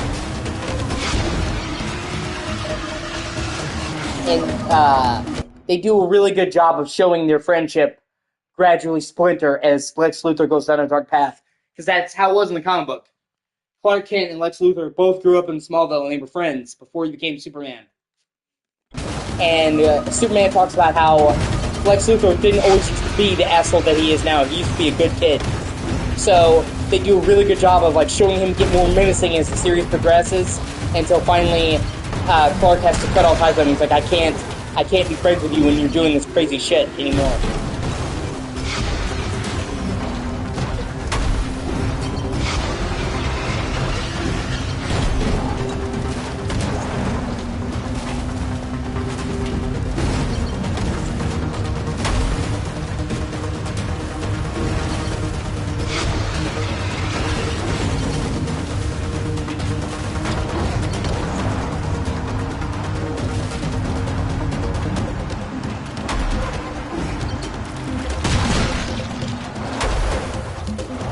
Come on. Like, the first 4 seasons of Smallville are fucking awesome.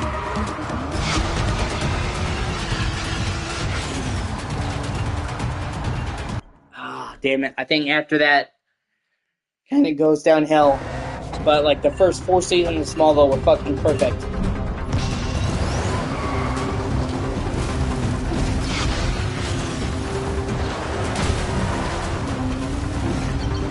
And that, just those first 4 seasons, like over 100 episodes, so it's a lot of shit to watch.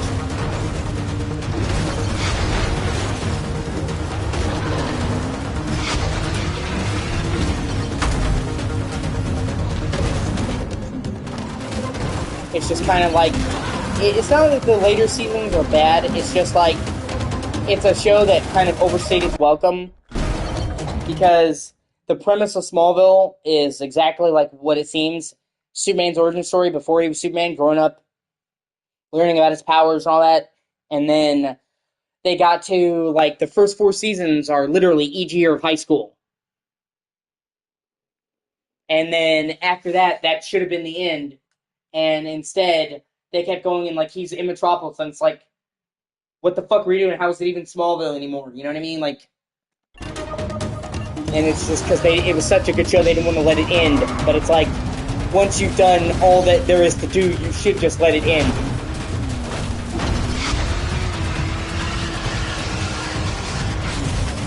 Like I said, like, the whole point was Superman in high school. After Superman's in high school, what are we doing?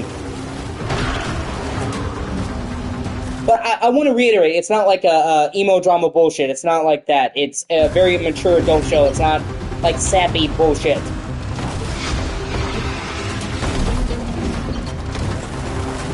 And I watched it as a kid, and I fucking loved it. And you may even like the later seasons. It kind of felt like it just needlessly drug on.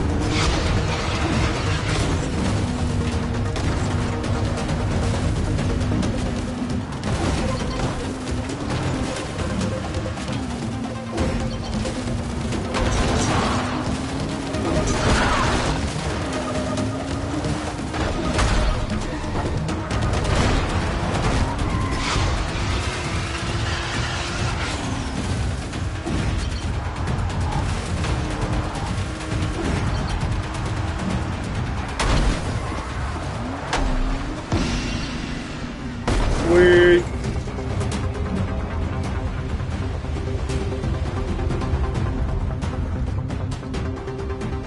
You know, and when, I mean, I understand the temptation. You know, you have a series that does well. It's hard to get a hit series. Then you do one that does well. And it's like, oh, I don't want to give it up. I don't want to give it up, you know? But when it's time to give it up, it's time to fucking give it up. Sometimes it is better to just go out while you're on top than to drag that shit out until it's terrible.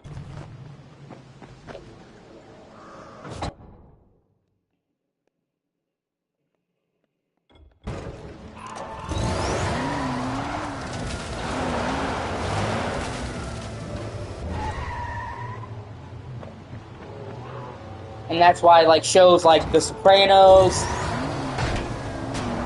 Breaking Bad are so highly regarded because they did what they needed to do, they fully told their story, and then while they were still on top, while they were still good, they fucking ended. They didn't drag it out, they didn't start to suck, they went on, like, just the right time, and then they got the fuck out while they were ahead. Sopranos and Breaking Bad, they both have 6 seasons, and they're both perfect. There's no dip in quality. They are consistently good from beginning to end.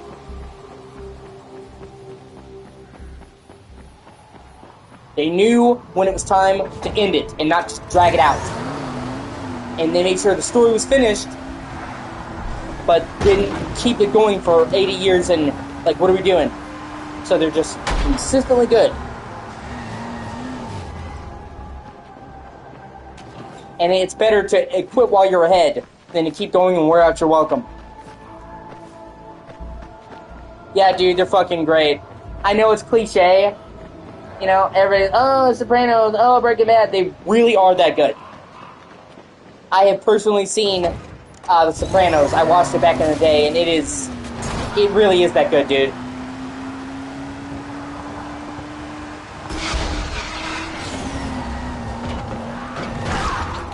You know, I know it's cliche to say, but I really do think it lives up to the hype. There's no show quite like The Sopranos.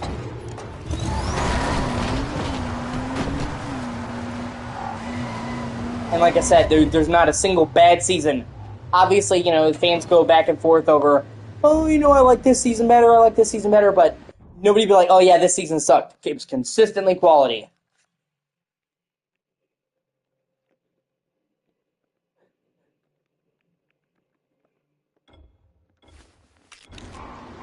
Yeah. Yeah, exactly. I'm sure you've seen a ton of clips.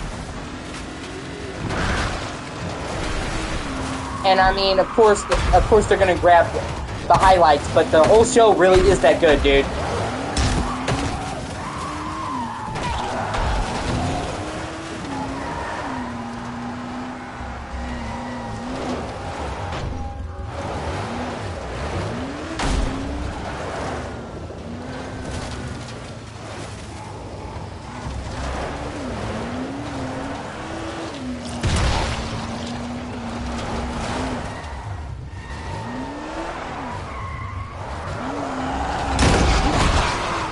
Another one that I really recommend is hold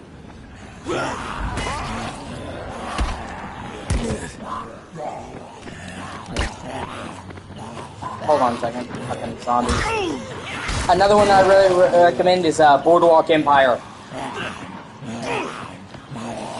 It's about it's a gangster show, and it's about prohibition, and it's really fucking good. Incredibly high production values, big cast, very historically accurate to the 20s, and Al Capone and the gangsters. Fucking awesome show.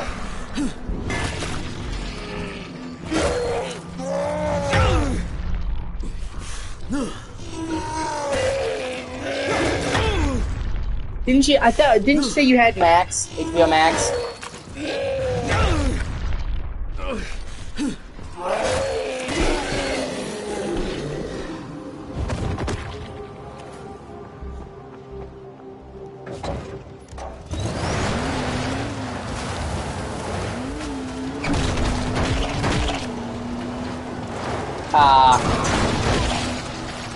Well, if you ever get HBO Max, all of Sopranos is on there. Yeah, fly the black flag. Better choose your path wisely this time. And a little more engine power might come in handy.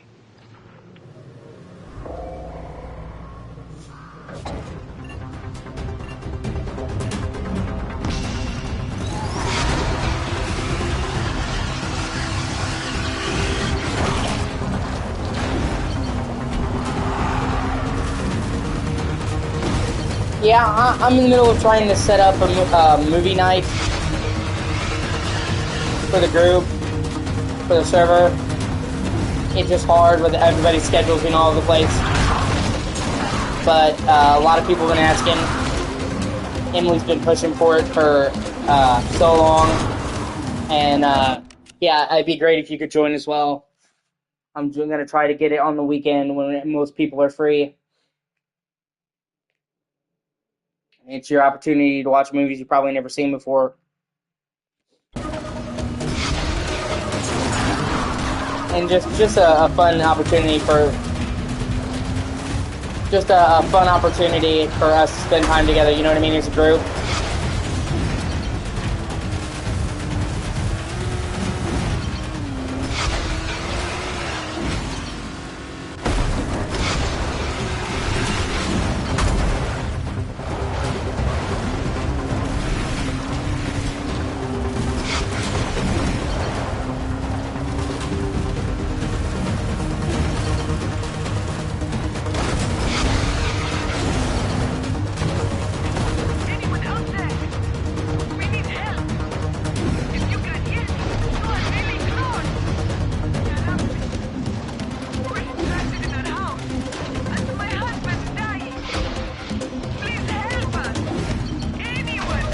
Shit. So close, fuck.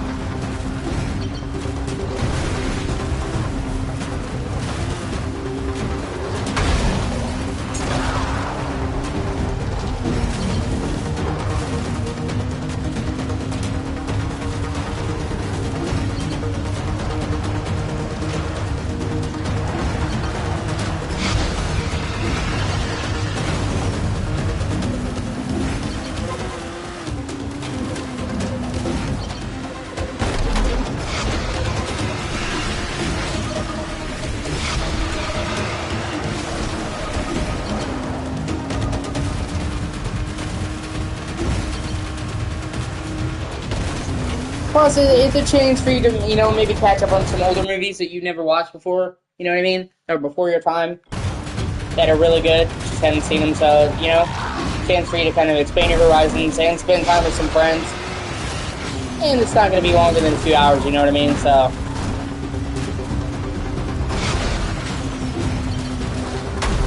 ah, shit, come on.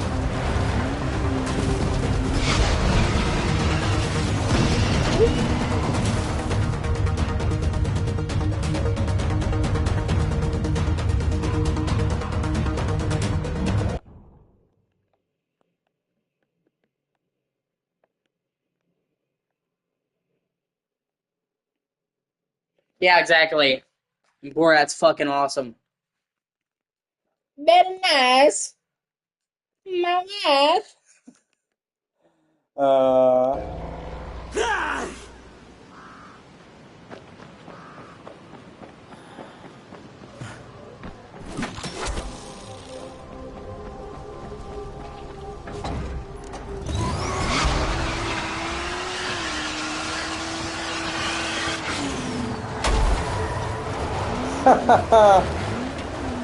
Yeah, dude, it's great.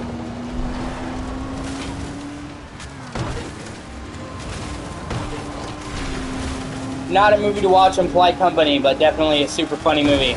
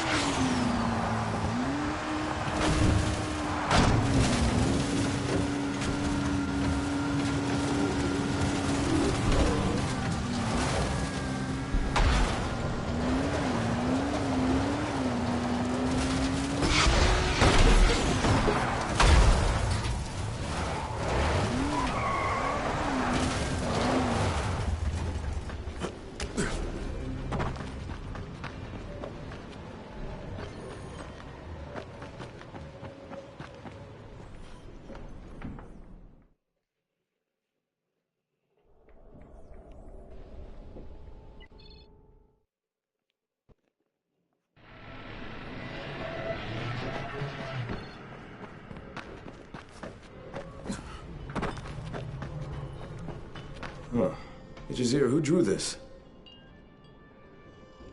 Oh, that's not important. The kid keeps drawing them. I keep throwing them away. Well, but what's it about?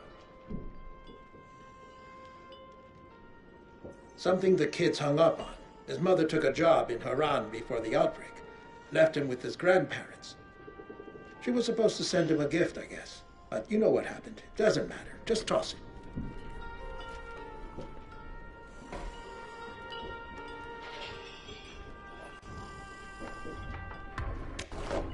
Jazir, I gotta ask. Why the hell do you want bolter livers? Those damn filthy bolters. They keep desecrating the graves of our beloved. They eat the corpses we've laid out for the wind to take. Okay, but the livers? For heaven's sake, don't they teach you anything in the city? It's about the smell. You can use it to attract more of the same kind. It's the thesmo. Pheromones. Yes, that's what I said. Or could you use it to scare them off? And that's what I wanted to say. You, what, leave for the wind? Yes. If you see a bolter, just run it over with your car, okay? That'd be much appreciated. And remember about the livers.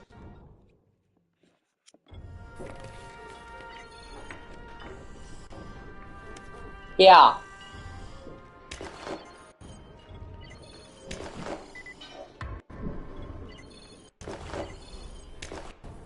Pretty much, exactly, yeah. Hey, Jazir. Those bandits who took over Erkan's farm. Aren't you afraid they're gonna target you guys next? Here we can handle them, but we're no soldiers. I won't send people to die out there. Well, your set of skills might come in handy in this situation. Just talk to O.C.G. She'll explain the kind of scum you'll be dealing with. And maybe try to find Polat too. He used to work at Erkan's farm. Maybe he'll have something useful to tell you.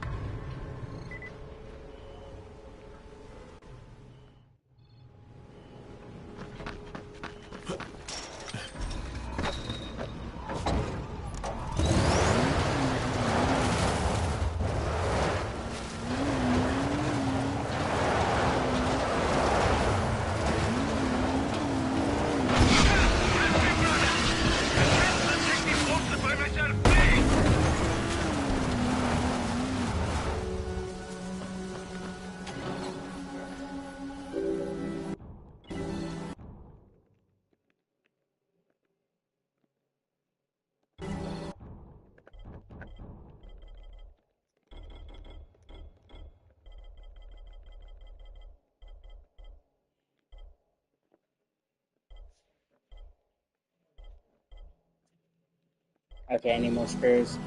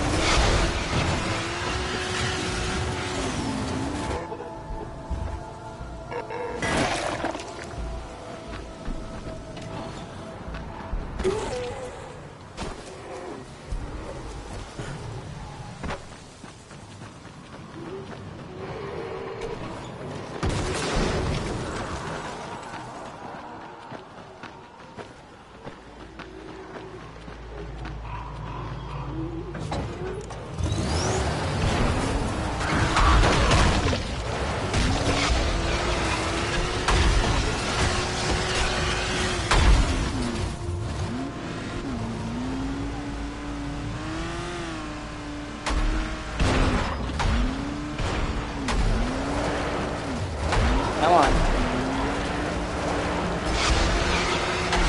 There we go.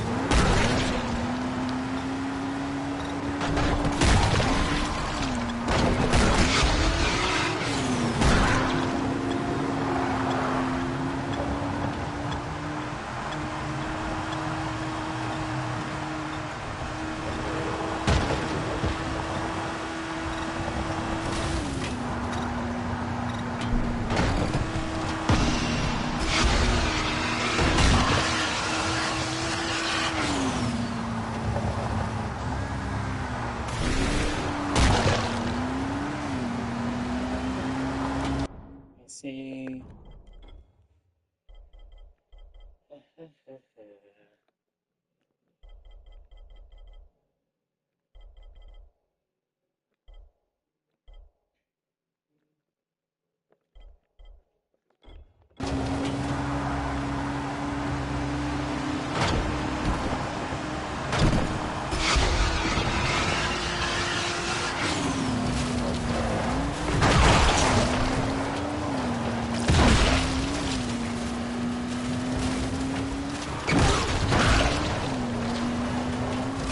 God, I love this buggy so much.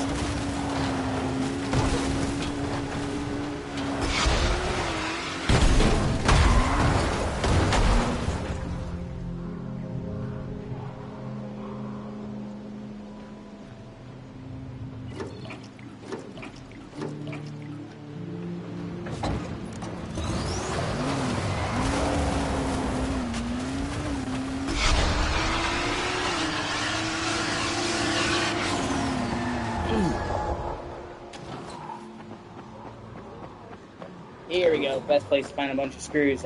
Traffic jam.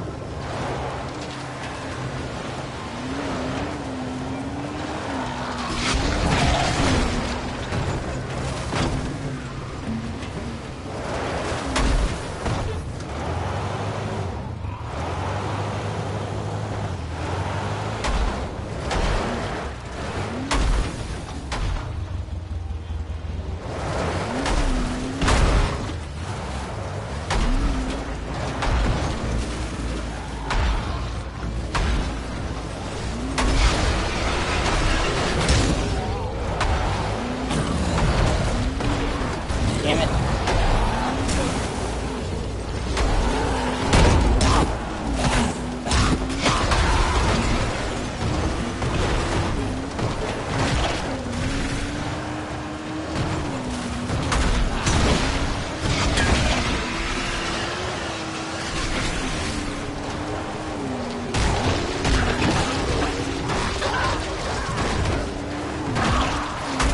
Just fun, man. Running over zombies in an electric car.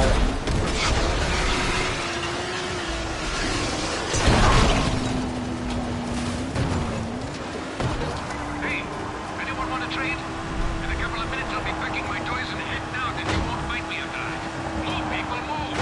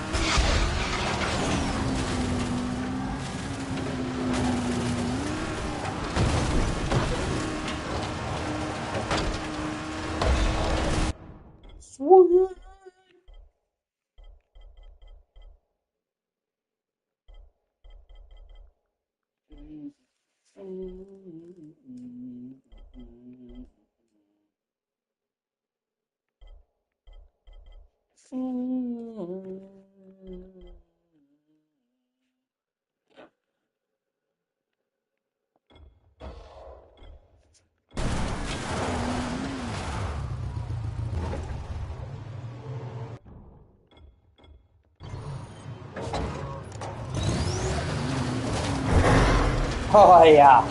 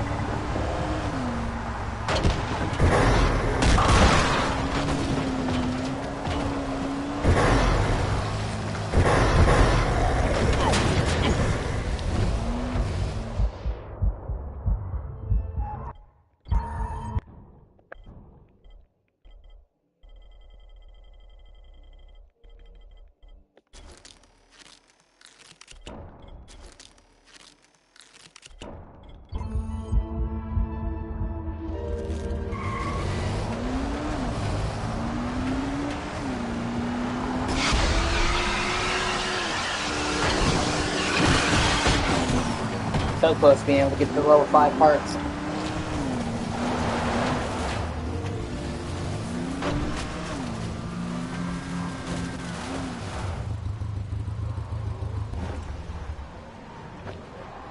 Heavy foot on and amazing skills.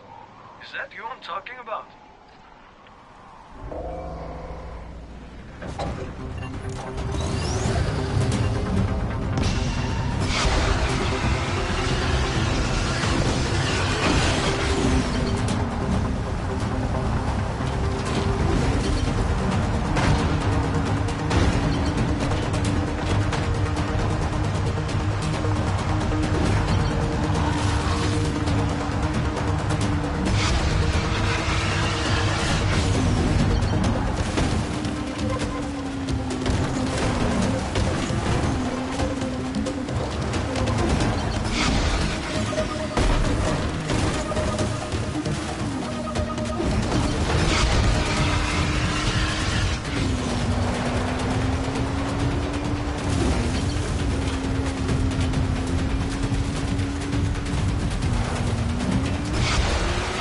It's gonna be tight.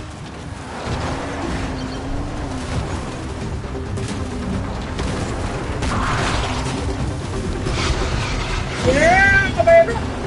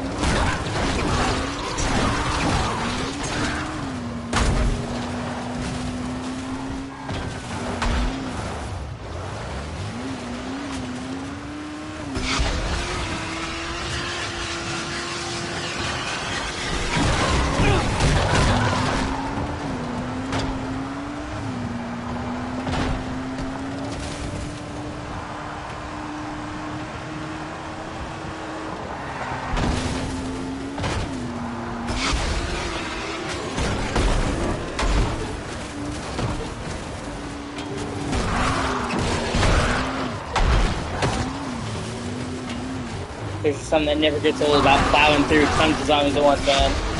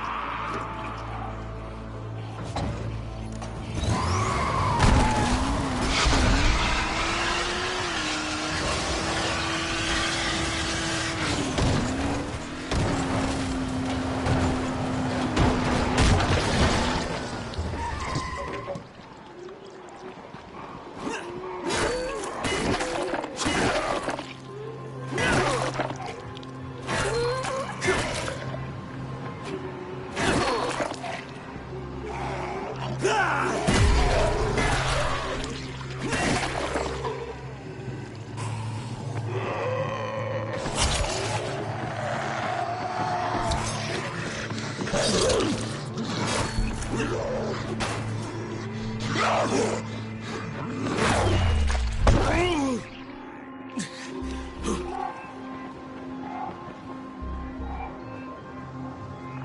foot on and amazing skills. Is that you I'm talking about?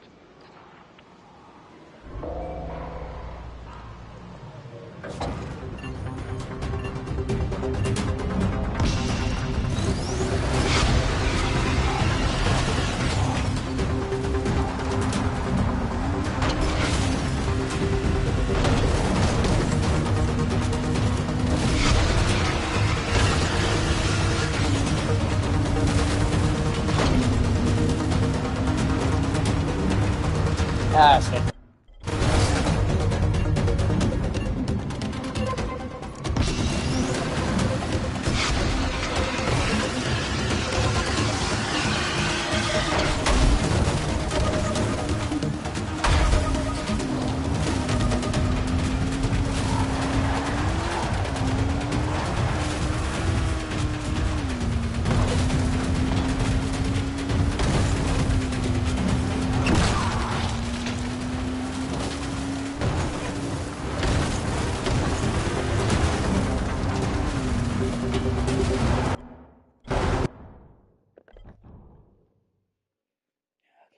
See, yeah, okay, got it.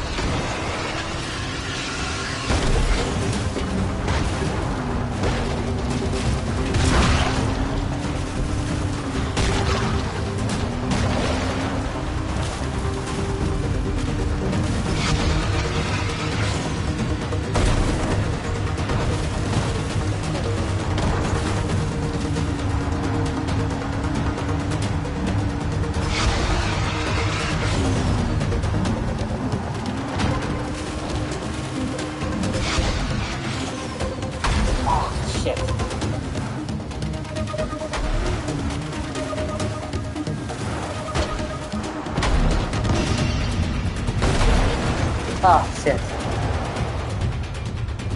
Woo!